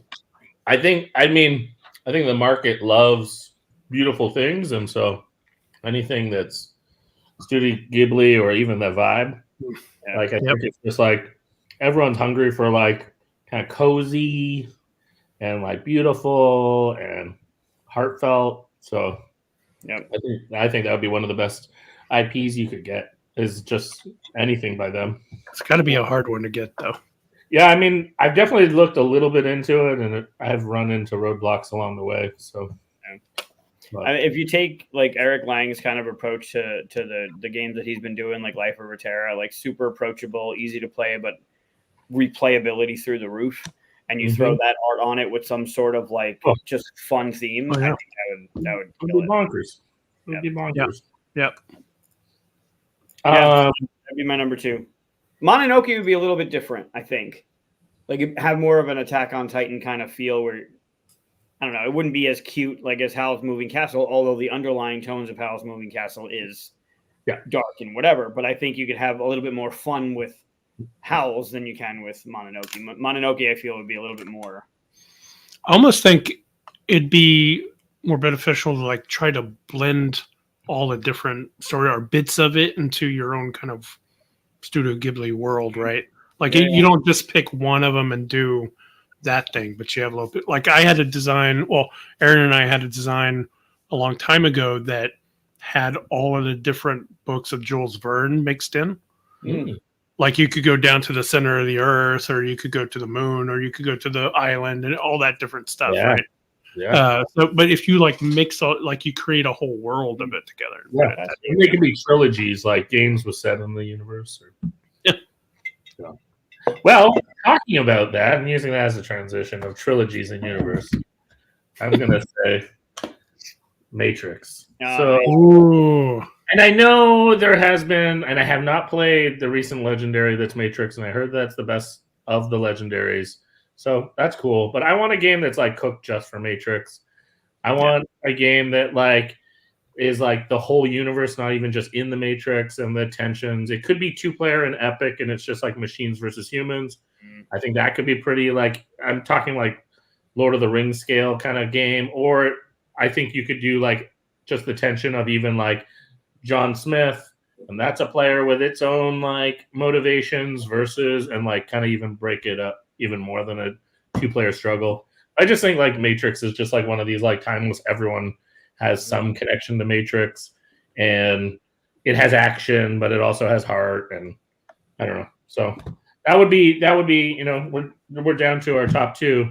I think this would be like for me up there as one of the greatest IPs that I'd want to work on, and that I would be I'd be intrigued. Now, you know, I don't know exactly what the game would be, but it would be something I'd be interested in playing if done well, and not. It'd be great if you had like 2 different boards, and you could travel from real life to Matrix. It's a portal, and the phone spots are like ways to jump back into other spots. And your character card flips, to where you're all this awesome on this side, but then you're just like normal dude on the other side. And it could yin and yang a bit. Like you're super awesome in the Matrix, then you're weak outside versus the other. So it's like, oh, like maybe like Neo's super strong, but actually like on the outside, but then he evolves even. Like you could have a thing where like characters get better inside certain environments or weapons. Or like shit. Neo can like control the machines in the real world eventually, right? Yeah. Yeah. Spoiler alert. Spoilers. I went, think it's I went old two enough, ways. bro. When you said that, I went two ways: the jumping back and forth from real world, like jacking in and everything. But what if it, like when you said 2-player? What if Yeah. it was Mr. Jack style, and you had to find out which was the real Mr. Smith or something? Sure. I love that too. Mr. Jack is one of the greatest 2-player games ever. So Love it, absolutely love it. I haven't You ever played that. played the Phantom of the Opera version? Yeah, also Well, awesome. Hard to Phantom of find. the Opera, awesome, and I even like the travel one, which is The a Pocket. totally different game as well. Yeah, That's the Pocket. only one I have is the travel. Oh, I'm so excited! I wish I had never played it so I could experience it for the first time. The Phantom of the Opera one has got the same kind of thing, but it's got like hidden passages where you can go from like one room to the other. Kind of like Phantom or OG are the same game basically. They actually just like in some ways just like made more extremes. Like they put a few more powers that are a little more cranked up, and then they have some basically portals or shortcuts as a way to compensate for that things are jacked up. Right. But it's the same game. It's just they just kind of jazzed it. Yeah, that's a favorite of mine. Good pick with the Matrix. I like it. Nice. Cool. All right, we're down to number 1 already. I mean, there's so many; it's hard to pick. Yeah.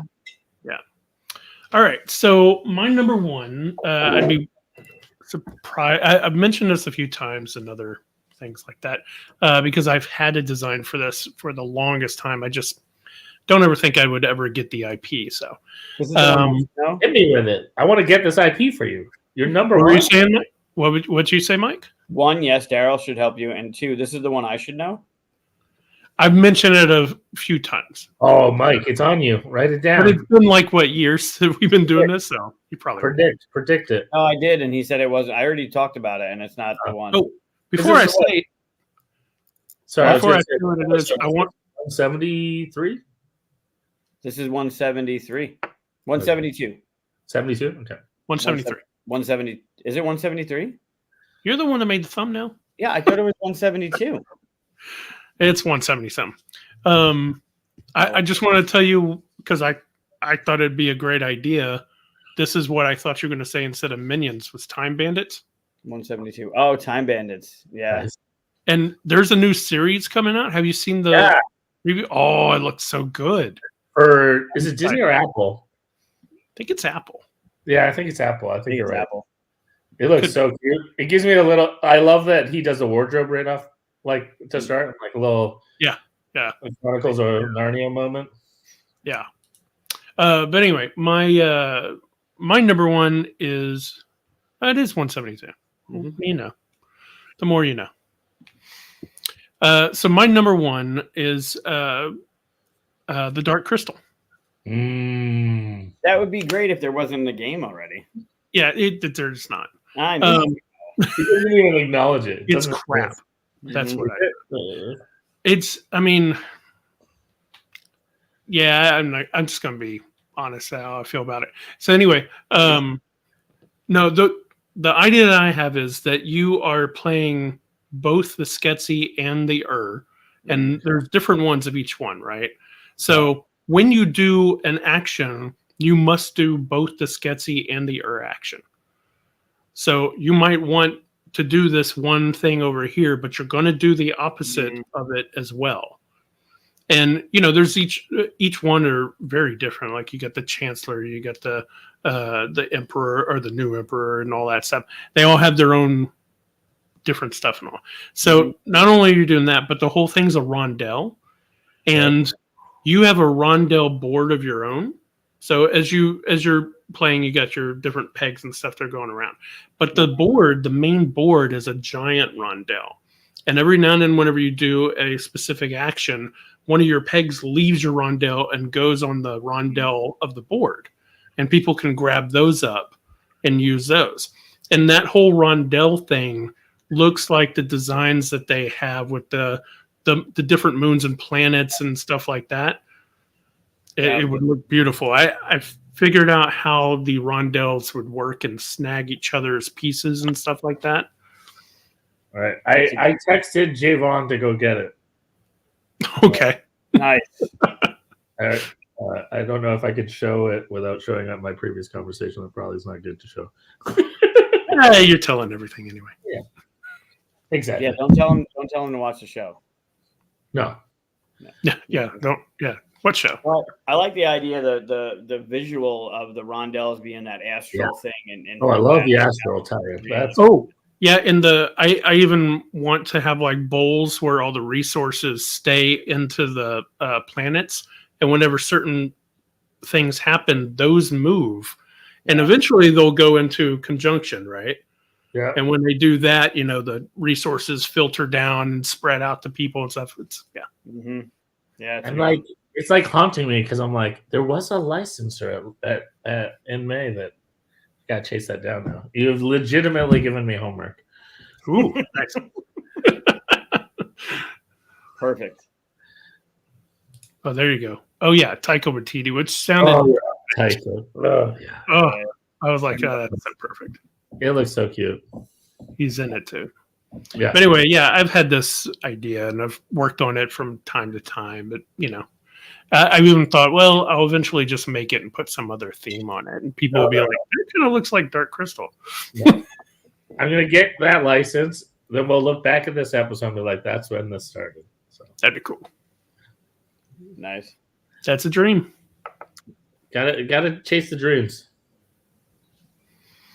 Mike, what you got? So I have another Slash. Such a cheat.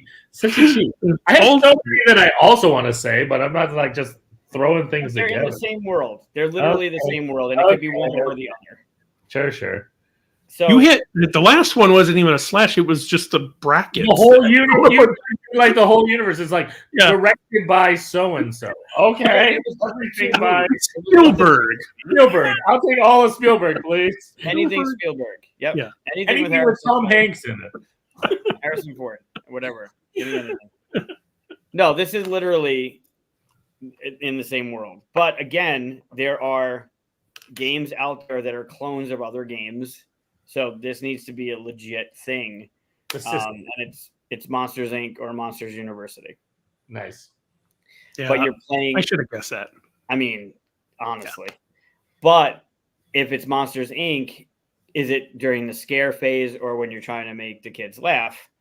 And then Monsters University. So Monsters Inc., it would be either one of those, the scaring or the making them laugh, but you're playing as the scarer. So you're playing as Randall, you're playing as George, you're playing as Sully, right? And you're trying to do the thing. But I feel like it's, again, a deck builder where you have your deck, you build like 2 phases, you build your thing, and then a door shows up and you go in and you try and do your thing with what the resources you have.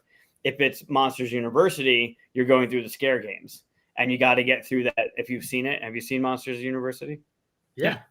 Okay. Awesome. So you're going through that maze with those things that make you puff up, right? And you can't get so many hits because whatever, or you're going through like the scare room or whatever it is, like one of those things, either one of those, I think, like a legitimate Monsters Inc. or Monsters something game where, like, even if it's Wazowski and is driving his car, anything that's legitimately a modern board game in the Monsters world, I think would be super fun. I think you ought to do it like right after the first movie where some of the monsters are still scaring and some of them are trying out this whole laughing thing. And so you can make it so it's very easy to do the scare, but you only get a few little points. But if you can pull off the laugh, you get a big chunk of them. Well, you got to do the scare without Sully knowing. Right? Because the whole ink is now in the laughing, so you can do a scare and get a little hit for it. But if you get found out, like maybe it's like a Sheriff of Nottingham kind of tuck, where you're like, do you really want to call me out and find out kind of thing? You could do something. I've been making them laugh the whole time they were laughing. Sure, those were tears of joy. Don't look in the back. I have a funny story based on your choice. Okay. So I have a game that has been published that was inspired by Monsters Inc. Oh, Ink Monsters. Ink Monsters. Oh. Sure. And There you our prototype was literally using Monster University logos and all the characters, so that we'd have different attributes of like, oh, you're part of this school, you have this many eyeballs, you have this Mhm. color, and so we literally our whole prototype is just like all the monsters from Monster University, and then we had doors, and you were going around to doors, and then it became chairs, and we turned it to musical chairs. And then we just took out that whole component because then we were just like, you're in a circle, you grab one. So, but that evolved from going through the door, and you were going around. Yeah. So That's my little, funny. That was Well, that Monsters were turned into Ghostbusters, wasn't it? yeah, and then we got the license opportunity and made a Ghostbusters game. Right. Just one print run. Nice. Yeah, it was dope. So it actually was a better game as Ghostbusters because then like we had categories of ghosts, and so then there and like attributes of different ghosts in the Ghostbuster universe. So we had all this stuff that we could play around with and pick and choose what we wanted. So all right, I'm really torn. I had a few extras, but I'm not gonna do the slash business. I'm just gonna choose one. And then I have a few extras, but a few of my extras were because I thought maybe y'all might pick them. I'm going to go with what I would want personally the most, not what I think people would want. And again, that's partially why I chose what I did anyways, because I mostly chose like I don't think most of the ones I picked could sell very well, with the exception of my first one being Dark Knight, which is more legal issues. But like a Jerry Maguire or a Ferris Bueller, I don't think would do super well. This is like going super old school, but channeling the Italian Job. To me, the ultimate heist movie game would be The Sting. Oh, Sting. And that it would all be, still even people joke Ocean's 11 or all that kind of vibe, but just the whole idea of like pulling off and having everything kind of steps along the way would be, in my opinion, kind of like a classic heisty, long con kind of game, I think, where you could set up a bunch of things. And when we were talking about Italian Job, I feel like it's the same. But yeah, that's those would be my 5 personal like licenses if I wasn't thinking about necessarily sales of mine. Right. One of my favorite things to do, because I'm a game master for RPGs, whatever, D&D or whatever. One of my favorite things to do is to set up the heist for my players to go through. Right. Yeah. Like I set up the whole business of how I think it would just be made. Yeah. And then I just give it to they get the blueprints, basically. They get if they want to spend time watching the guard shifts, all that stuff, I just give it to them. And however they figure out to make it work, that's my favorite thing. It's always fun. Like it's always going to be like one thing that I played around with. I don't know if you guys know Justin Aram, the designer out of Chicago, but we played around with this whole idea of like, what if it was a heist where you're like robots, and so then you have to program them. But then the idea is like you're on a floor plan, like you've done your research, but then it's like, can you like hit the button, open the door, get to the blah, blah, blah without like the laser or without the camera that's moving or the henchman that's on its route? Like, can you work your way through the building? And man, one of the best adventures I was ever in was a Star Wars role-playing game. And I wasn't playing the game master, my brother was, but he did the whole thing. He set up this prison we were supposed to break somebody out of, right? Yeah. And we came up this huge plan where I get kidnapped by the guards, like I let myself get caught, and one of the guys was going to sneak into like an exhaust vent and all that stuff.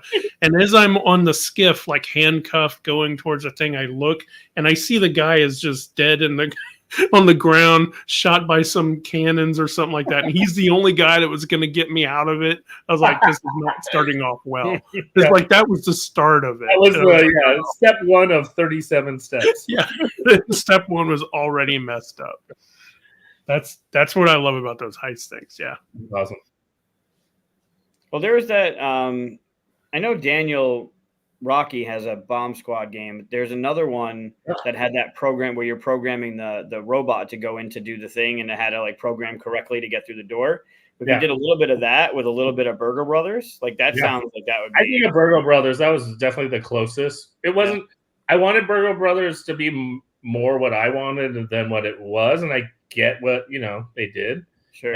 But I still like the high stakes kind of con and like long-term planning versus short-term. I just think there's something really fun there. Or like other movies that I think of that are super old references, like Sneakers is just like an old movie that I just loved like way back in the day. And like, I just think there's something about like a team and like even just, you know, you have to pull it off because so-and-so has to do this at just the right time, that so-and-so. Yep. And so like, can you distract the person so you can walk by and then you can press the button that opens the door for the other person, and you know, like all that. That'd be great. We could do a card programming game based on Hudson Hawk. Yeah. Yeah. Hudson Right, Hawk. every card flip is 10 seconds into the song or something. Right. You have to That's what I program mean. Like, there's an already tension, so you're just like, can we pull it off? And Walking along singing a song card. I love it. I love it. We're gonna keep bringing Hudson Hawk back. It's gonna happen. Actually, you know, one of the, if not the first video I ever made for YouTube was a design diary of me making a game called Thick as Thieves, which was going to be a heist thing.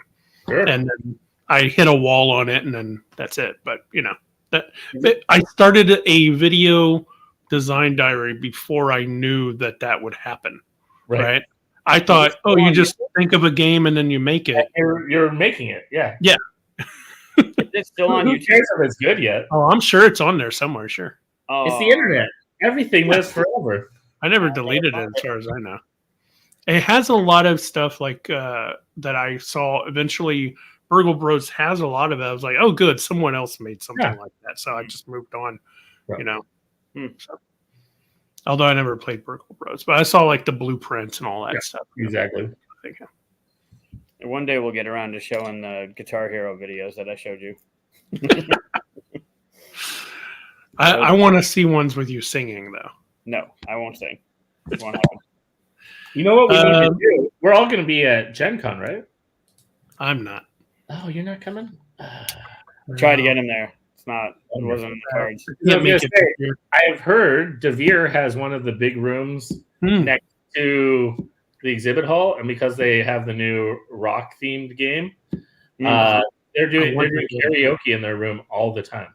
That's cool. Oh Jesus! So I was like, oh, that's gonna be hilarious. You can just go in and someone's rocking out.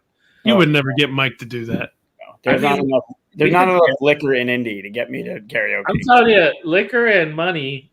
Nope. Maybe there's a special magic number between the two. No, Mike, because the amount of liquor it would take, I'd pass out. It wouldn't like there isn't. It wouldn't. That's why I have to generate money is the equation too. Because Yeah, we can drag you up there passed out. No. Nope. You get Bernie's. We can have Bernie's. Yeah, that's perfect. Nope. He's like, I don't remember that. Yeah, you were asleep. Yeah, no, there's not enough. It would never happen. You had a whole solo and everything. Oh God, no! Please don't. All right, so honorable mentions. What do we got? I got a few. I have two. Yeah. Let's do one at a time. All right. Why don't you go? We'll go backwards. Going backwards? All right. Yeah.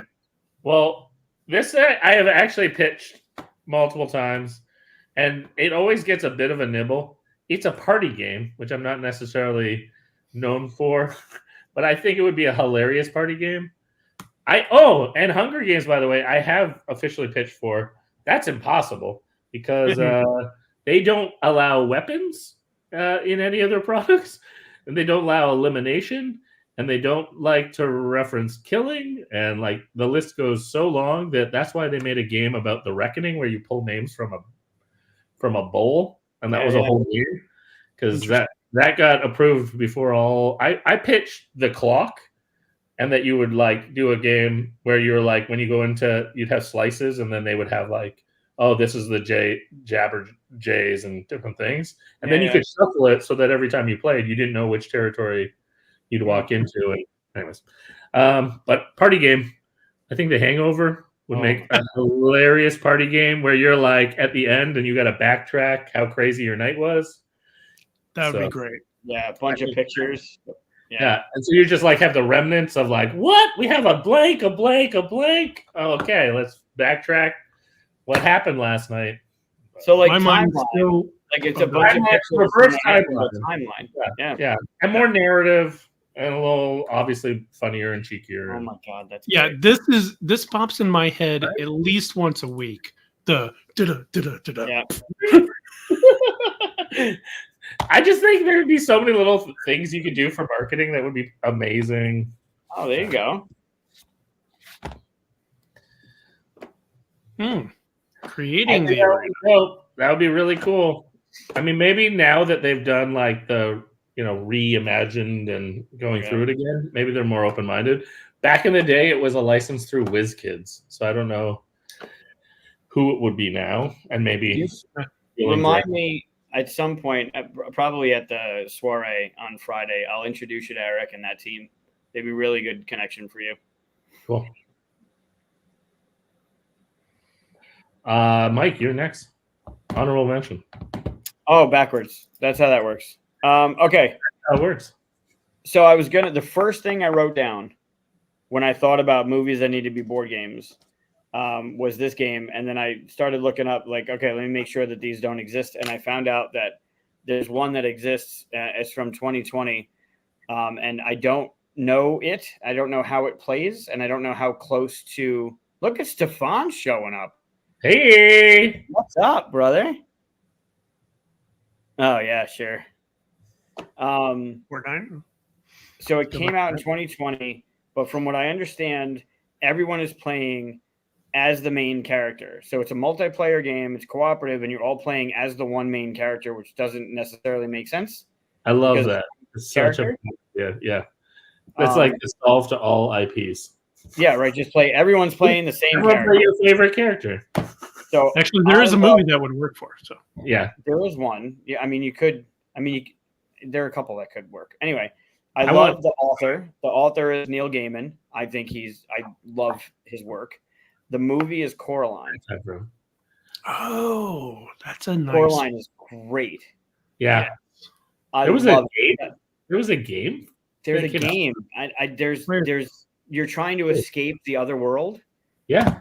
And there's like a bedlam deck, and there's rooms, and you can move around to the rooms, and you play a card, but you're trying to like grab the items or reveal the items to get the items to leave. I don't know how close it matches to the movie, but why are you playing all as Coraline when you have Babinski and you have the Burlesque sisters and you have WizKids? That's so funny. WizKids did it, yeah. But you have Andrew Parks. Huh. So I don't know how it plays. I don't know how it adheres to the movie, but I love that it's the same person that did Nightmare Before Christmas did the stop animation for that one as well. I just love that style, and I think it could be really fun to play with that, kind of like what you said with the Matrix, where you're popping in and out because Coraline goes in and out multiple times. Yeah.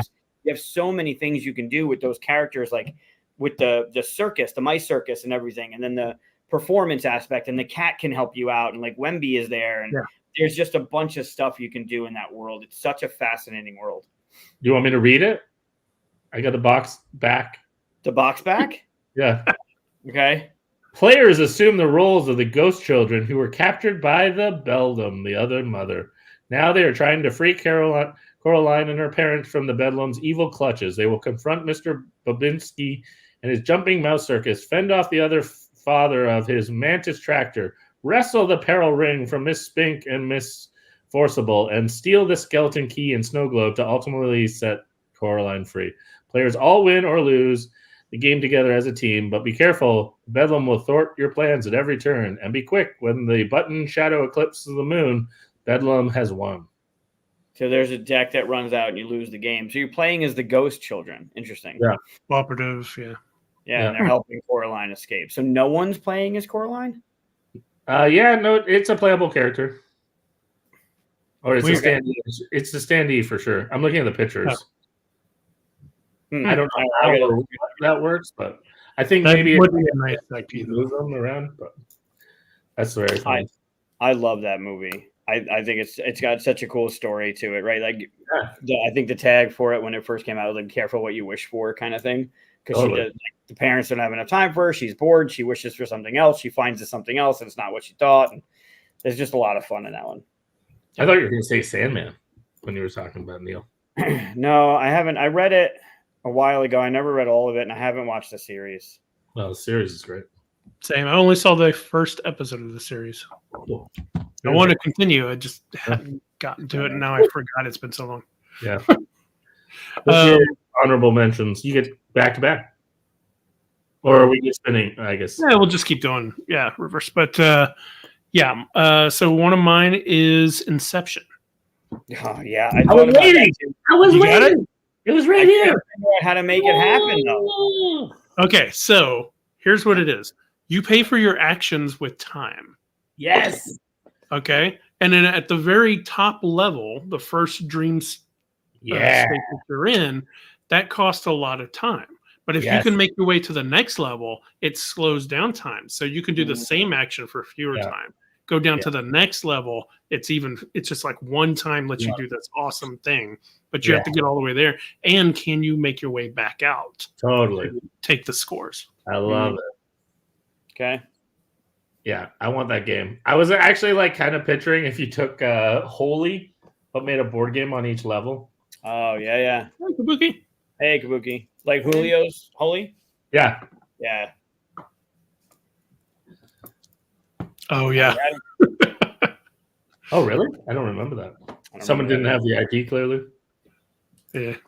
Hey, Kabuki. Yes, finally I got one. I was shocked. I was ready. Good job. All right, back to me then. Oh, I'm afraid I'm going to pick one that maybe is an honorable mention. Now maybe I was just zoning in on honorable mentions, but You're good. all right, Dream Heist. I love it. All right, well, this is circling back, so I actually think there's potential for this as an IP, but I don't know much about it. But San Diego Comic-Con has some announcements for this one, and I'm just craving a game that is about Gladiator. Oh yes, and with part 2 coming out, yeah. Right, and I just think it would be really cool if like the whole storyline of like building up gladiators and like if they survive, they're cooler. Nice. But I just think there would be a lot of potential of like that you like the whole showmanship and like more focusing on like how he brings them so that the final battle, sure, that's whatever, but it's more like building up the skills and your crew and your team and are you not entertained? Exactly. I think it would be really dope. And it's funny because a long time ago, I saw a prototype by a friend, Daryl Chow, and he made a Gladiator game. I want to say I saw it like 10 years ago, and I told him like I would buy it. Like I would buy that game already. Now Daryl Chow has like 30, 40 credits. He makes all these games that are like 20-minute games, and he still has never made that game. I bet you he's forgotten it and like doesn't even think about it. And it was by far the best Daryl Chow game I've ever played. I love lots of his games, but that prototype haunts me. Have you ever played Spartacus? I tried. I was with people I don't think that knew the rules very well. So it was kind of a mixed experience. It's pretty decent. You get your gladiators, you fight them out in the arena, it moves you up and stuff.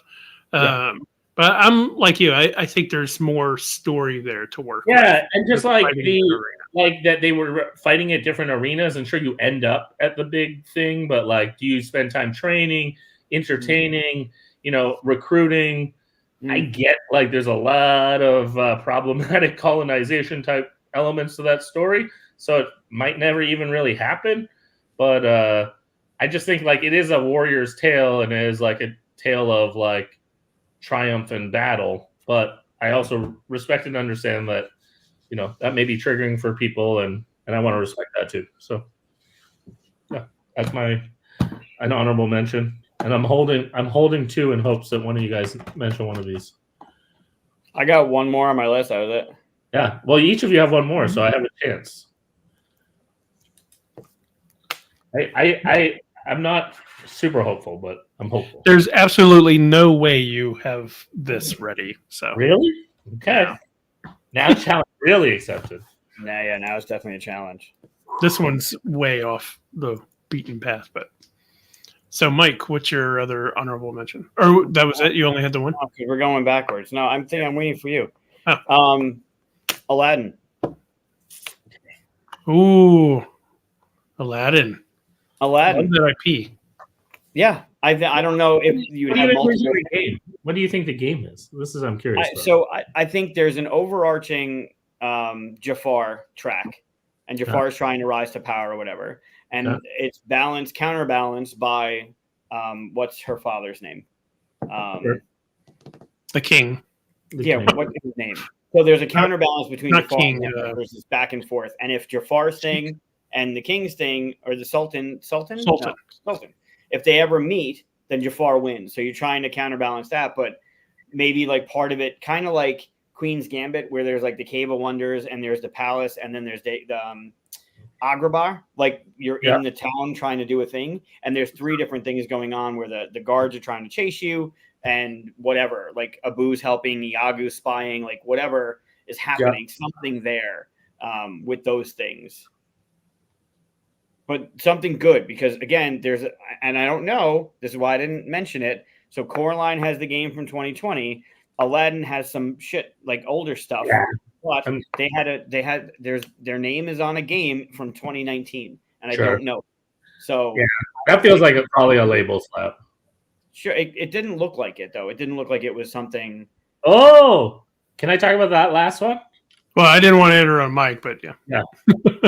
I was just earmarking. Finish. Yeah, no, I'm good. That was it. The only other one on my list was Aladdin. I like that IP, but I can't think of a way to work it so it's not cooperative, and I don't like making cooperative games. So. Well, I think you could be Jafar and the guards, and you can be Aladdin and the genie or something. Like a two-player. Yeah, or team, right? It could be team-based. For sure. Or one versus all. When the teams are fair, it's really, to me, always a 2, but I hear you. I love team games if they're an imbalanced team, but that's a aside. Well, actually, I have a weird movie reference game that I totally forgot. That was me. Sorry. That was a text. That was a text from J-Bong. He's oh boy. Hey, your food's ready. Yeah, guys are done. Well, he's probably replying to the Dark Crystal text. So let's go look. Ooh. I love the Arabian Nights state. I assume you would do the cartoon version, not the live action version. Yeah, no, you don't want to go Smith, do you? It has to be cartoon, but it could be a 1 versus all where you're Jafar, an overpowered Jafar with all the guards or whatever. Sure. And then you're Aladdin with and maybe Aladdin evolves or something into like whatever. Maybe you have 3 wishes and you can use your wishes, kind of like what I think Eric was saying something about the coin, and somebody can use a coin, spend a coin to do a flashback. Yeah, Eric was mentioning that. Like maybe you have 3 wishes that you can do. So if you get yourself into a jam, you can use 3 real outs. That's cool. I love that. Yeah, I think there's room to make it modern and make it fun. Anyway. Yeah. That's neat. I like the 3 wishes. It would be cool individually if we could have. Oh, no judgment. Yeah, you should totally watch it though. It's really you get an opportunity. It's still fun. Disney Plus. Yeah. Aladdin's up there as one of the top. Monsters Inc. is up there as one of the top Disney. Wall-E up. Aladdin. They're all. I just rewatched it like a year and a half ago. Still stands. Yeah, I just watched it a month or 2 ago with the kids. Like Aladdin's fun. Yeah. So what were you saying, Daryl, about is it Clockwork Orange or 2001? Yeah, no, this is a funny one. So there is a 2001 game coming from Maestro Media by Phil Walker Harding. Oh, nice. And I am looking for a Clockwork Orange game. So if anyone comes up with one, I may or may not be able to make that dream come true. Wow. I don't believe Mickey. Sorry. No, it is. The live action is. Really good. Chris has said it too, and I don't believe Chris either. I'm not watching it because I just don't want to be disappointed. Both can exist. It's really good. I'm happy for everyone else. I just don't want to ruin my experience. Sure. Ooh, Hitchhiker's Guide to the Galaxy. The problem is that is such an excellent book, but not good anything else. And it's massive. So it's like, what's the game? Yeah. Oof.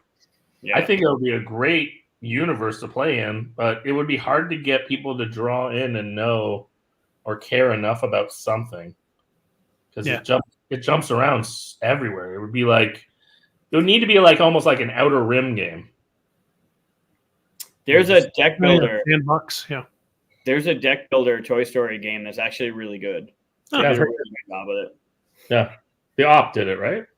I Was thought. it the op? Maybe not. I don't remember it being the op. Maybe. Oh, that's cool. Yeah. Text adventure, that makes sense. That'd be fun. Sandbox is the way I think it would be done, but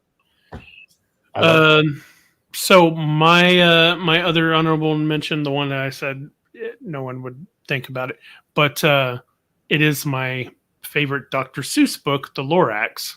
Nice. And you would play different factories making Sneeds, but you'd have to make sure that you don't take up all the trees. And you'd have to plant new trees. Otherwise, the Lorax is going to get on your ass. Yeah, that's fun. And so it's actually like a manufacturing kind of game, but you're also having to worry about, the sustainability, ecology around you and stuff. Yeah, that's awesome. Balance. Yeah. I did not predict that. He speaks for the trees. He speaks for the trees. Is that the one I'm thinking of? The Toy Story one was a re-theme of the Hogwarts? The Toy Story one? So. Oh, speaking of that, who was it that said, why don't you make a good Harry Potter game? Ooh, spicy. Yeah. Spicy. I haven't played the Harry Potter one, the Hogwarts Battle one. And there's so much more, too. There's a lot of Harry Potter games. And there's more coming out. So, oh, yeah. I didn't know if anyone would pick a battle-ish game, but I had these as Braveheart. 300. Braveheart would be like to win that game is bad though, right? Freedom. Yeah, you don't want to. Well, you just play long shakes. Sure. Or you're someone on your line, so you're just like trying to like just one battle survive. I don't know. You just zoom in the story. I want to give a shout out though. We were talking about the op, and I think this mechanic is not used enough. But this movie had a game made, and they do a really cool mechanic that I don't think I haven't seen it really anywhere else.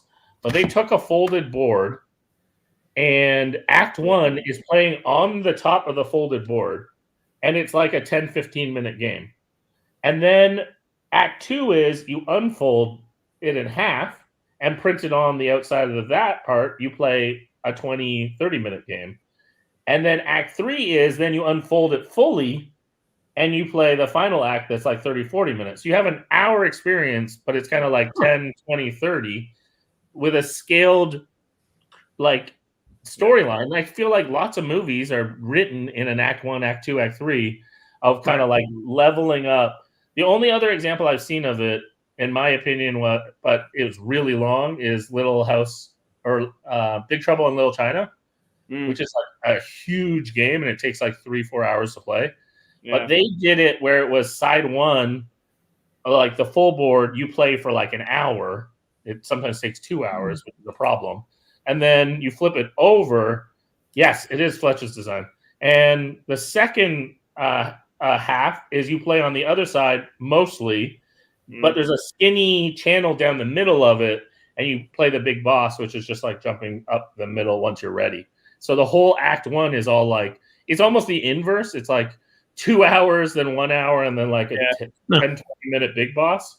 But those, I just think as a game design and as movies in general, the stories they tell, it'd be really cool that you can kind of like make yourself an asymmetrical character, develop yourself a little bit, and then finally like play this game moment. Yeah, Kabuki, Brandon's got you. I think that's the one you're thinking of, Key to the Kingdom, where you folded it over and the whole thing. That's right. I forgot about that. That's a good one. Great example. Yeah, that Die Hard game is fantastic. And I just mentioned it to Ross, I think the last time I talked to him, because Ross was at the op, I think, when that all came out. Their marketing campaign for that was brilliant. They had the chocolate bars, the Nestle bars that said Die Hard, which I still have in the fridge. I know it's weird, but I still have mine in the fridge. But when I went to check into the hotel room, they had the little door hangers, like the privacy door hangers, and it was the image of him hanging. It was really, it was smart. That's really awesome. It was cool. That's a good one by Wolf. I would love an Armageddon game. And just also, like Independence Day, and also a bad ending. I don't want to miss that. Well, I don't want to miss it. If you think about it, you could twist one of, I think, a very underrated or underappreciated game by Kevin Wilson is Darkness Comes Rattling. Yes, That game is brilliantly done, and Yeah. it's cooperative until somebody decides they have to jump into the snake's mouth. So the idea is there's this rattlesnake in lore, and the rattlesnake is eating the sun, and we need to now almost Ghost Stories-esque build ourselves up in strength in order to jump into the snake's mouth to save the sun. And at some point, somebody on the team has to do it. And I think that would be really fun. Like at some point, you decide to go back to the ship on the button and do the Armageddon thing. That could be fun. Yep. No, they didn't mean Fletch the movie. I'm Although that'd be a fun one. Yeah. Have you seen the new Fletch movie with John Hamm? Yeah, it's not as good. It's not as good, but I thought it was decent. It was still decent, and I will shout out. I just saw Beverly Hills Cop. Oh, is that good? Sucked. So, really? Remember how good Fletch was as at least a remake, and then set your bar way lower. That's too for bad. Beverly Hills Cop, because it was like they joke how bad it is, and then you're like, oh no, it's worse. So then you're just like, that's not a funny joke. I don't know. That's the one I don't know why that's the one that they brought him back for. They should have brought him back for Golden Child. Oh, I would have said Coming to America. They already made a part 2 to that, didn't they? Did, but like, again, maybe I was just disappointed. So maybe Asterisk. Golden Child would be fun. Golden Child would be great. What was the one where he switches? Is it Wall Street or what's it called? No, Trading Places. Trading Places. Yeah. That'd be a funny one. Good point. Also, if you haven't, I don't know, Daryl, if you played this one, but this. This game is a new one from Dead Island. So good. We played it on the show. I can talk about this. Alan's been asking me for special guests for QSCon, and I'll say it now before I start making all my announcements for QSCon stuff. The designer of How to Save a World Yuval is coming to QSCon. Yeah, Toronto. He'll be here. Yeah. So hopefully Helena will be able to send a prototype copy, or maybe I don't know how far along they'll be by. There might be a pre-pro or a close maybe to finish by then. Yeah, so Yuval will be here. What? These are fighting words. Golden Child's good. You know what? I want to know. It might be nostalgic that makes it so good, but Golden Child is definitely a good one. I have one dream movie IP, but it's more a show people associate it to. Yes, you can. But I didn't pick it, but it is my number one. This is like the IP dream. And I channel more of the first season of the show, but the movie is really at the right timing, but is not the new ones, but Transformers. So I would love to do a retro Transformers game where you literally transform your mini and they perform differently depending on if they're in fight, combat, stance versus vehicle. And then you could do like a whole miniatures game. That would be amazing. But I would hate it if it was a Michael Bay or something. Only if you can get the little miniatures to actually transform. Yeah. Oh, 100%. I would like put it as a contract requirement. Yeah. Mini must be able to also transform. Yep. He-Man for all the, and now we're going off of, I guess Masters of the Universe was a real movie, but He-Man would be fun, except I would want it to actually be story-based, not just a bunch of dudes fighting each other on the map kind of thing. Sure. That's a sensitive spot for Googs and I. Yeah, for sure. We have. It worked out well. Yeah. I mean, that's cool that exists and everything, but I'd want one that like goes into the lore and stories and stuff like that. Yeah. We had something in the works where like even the cards had that. You know how at the end of the episode you had that like little the more you know kind of moment. More you know, yeah. We had that on the card. We had that in the game. We had little like episodic tests and. I will, Daryl, if you could do this and you want to talk about just writing a blank check, send Javon this message. I don't know how close he is with anybody with Warner Brothers, but fucking Thundercats. Oh, I've told him you want Thundercats. It's ready to go. I have it. It's ready to go. You are 100% my Thundercat. If that becomes a possibility, that's earmarked. I got you. Okay. Oh That- man, That is it for sure. If that game came out, you'd murder me. So I might make sure that you get it. It would happen. I live. It would happen. I mean, I know we're talking movies, not whatever, but like if there's a dream IP, I mean, I kind of got it with Batman animated. Like that's going to be hard to beat. Even Thundercats might not beat the idea that I have my co-designed rule book from the game signed by Kevin Conroy. Like that is up here. But Thundercats, man, that would be absolutely game beyond games. You could have the side of the box just be his eyes where he's holding it up to the sword. Yeah. Sword on the That's side. a cool profile on your The whole idea with Eternia and it's all done. It's done. What I'm curious, I had a couple movies that I love that I could not think of a game. And I'm curious if you guys had any things like that. I know we're going long, and I don't know but you guys always go long, so I don't feel too bad about it. But if I had any movies I couldn't think of, there were a lot that I just skipped over real quick because it was like a one-person thing, like an Indiana Jones thing, or even like Die Hard or something. I would have gone Indy like that. is super hard to try to Goonies, execute as a game. I've spent Which one? Indiana Jones. I've spent so much time trying to think of an appropriate game that doesn't come off as white knightish, that doesn't come off as like colonization, that's you want to play beyond indie. Like, what is that story? Like, what are you doing? You can have some fun with the Temple of Doom, right? Where the characters are like trapped and they're trying to rescue whatever. You could have some fun with the Last Crusade, playing multiple characters trying to get in through the traps to get to the grail. Indie. You still always are like everyone wants to be indie. That's always a very tough. Well, Die Hard did that though. The Die Hard game, everybody is John McClane. Yeah, I hate that solution. Right. It doesn't. I mean, it works, but I get it, but it's just always like a caveat to me. It's like, well, then that really wasn't a movie to do that with, but we wanted it so bad we did it. But especially like I think of like favorite movies.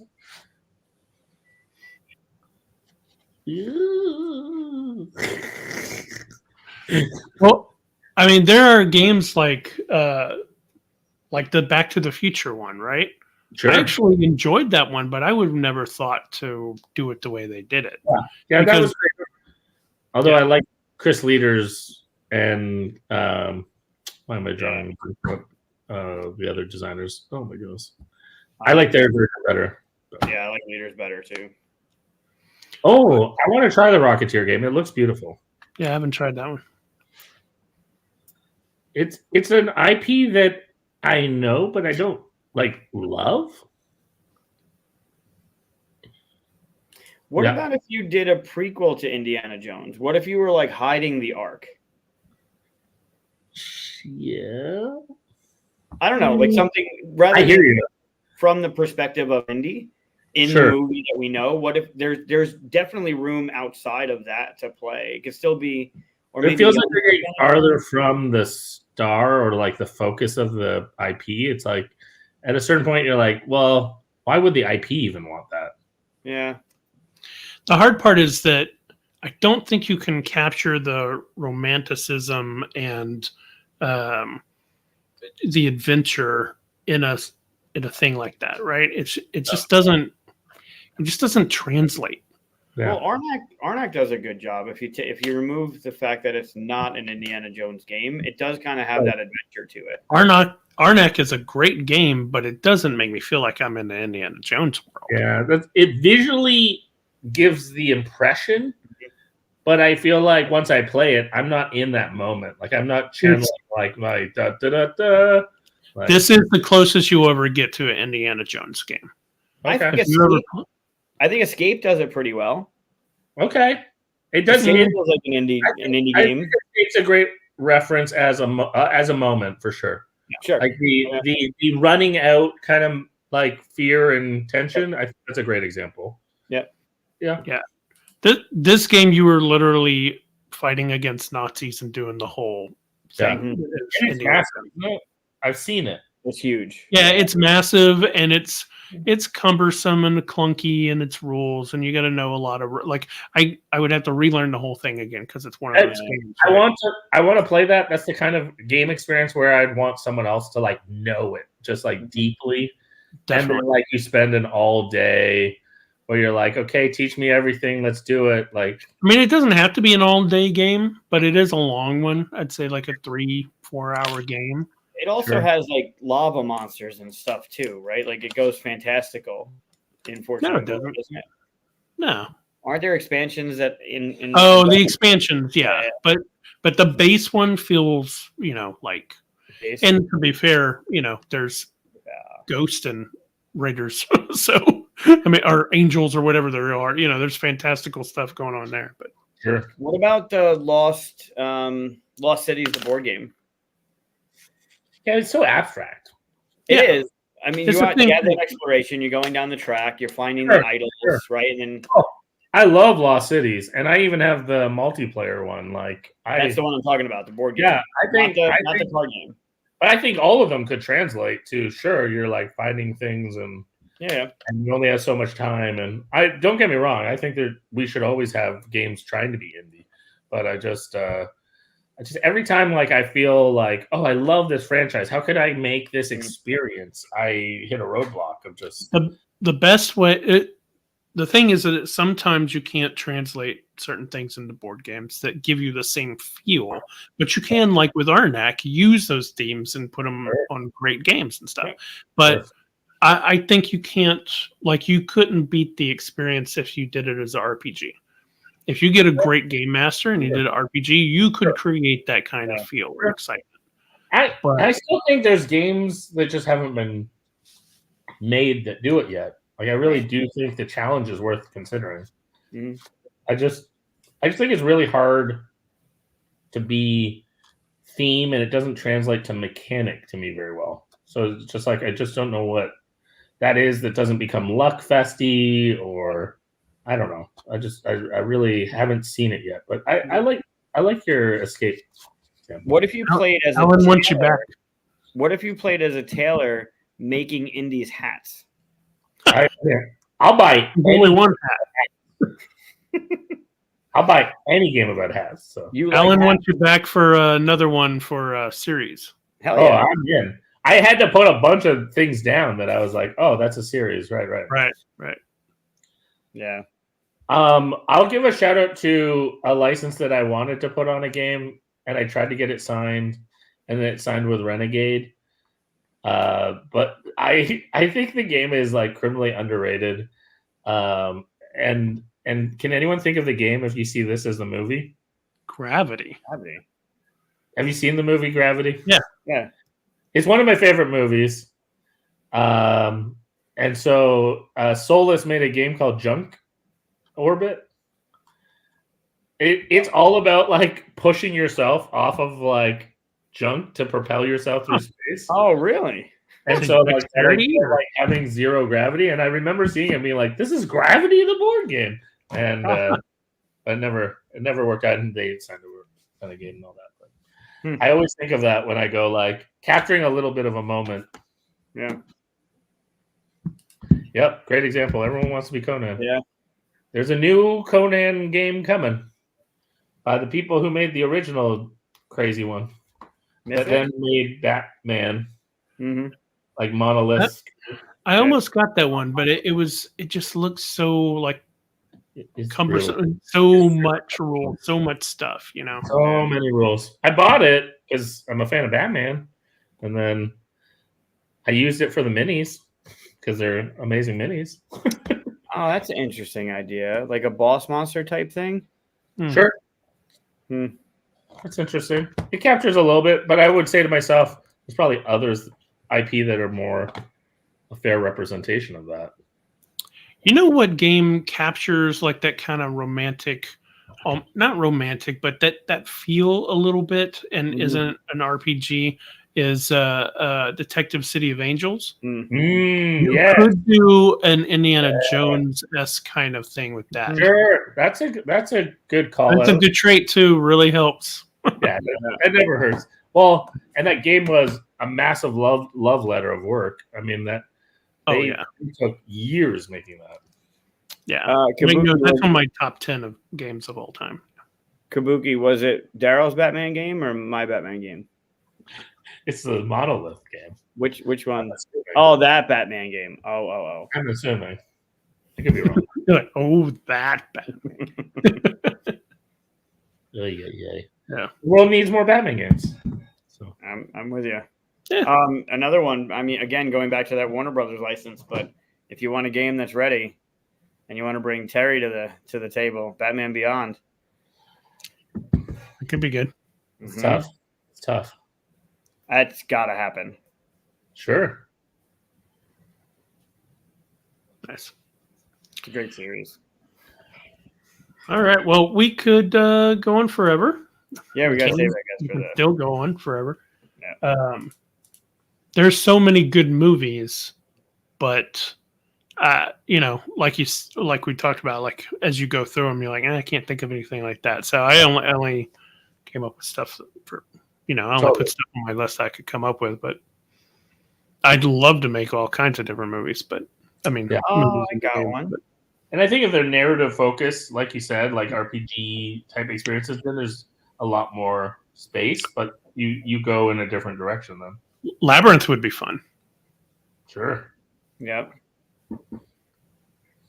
You said you got one? Yeah. Yep. Well, are you gonna say it? Are we supposed to guess it? I can't because it's off a list for next week.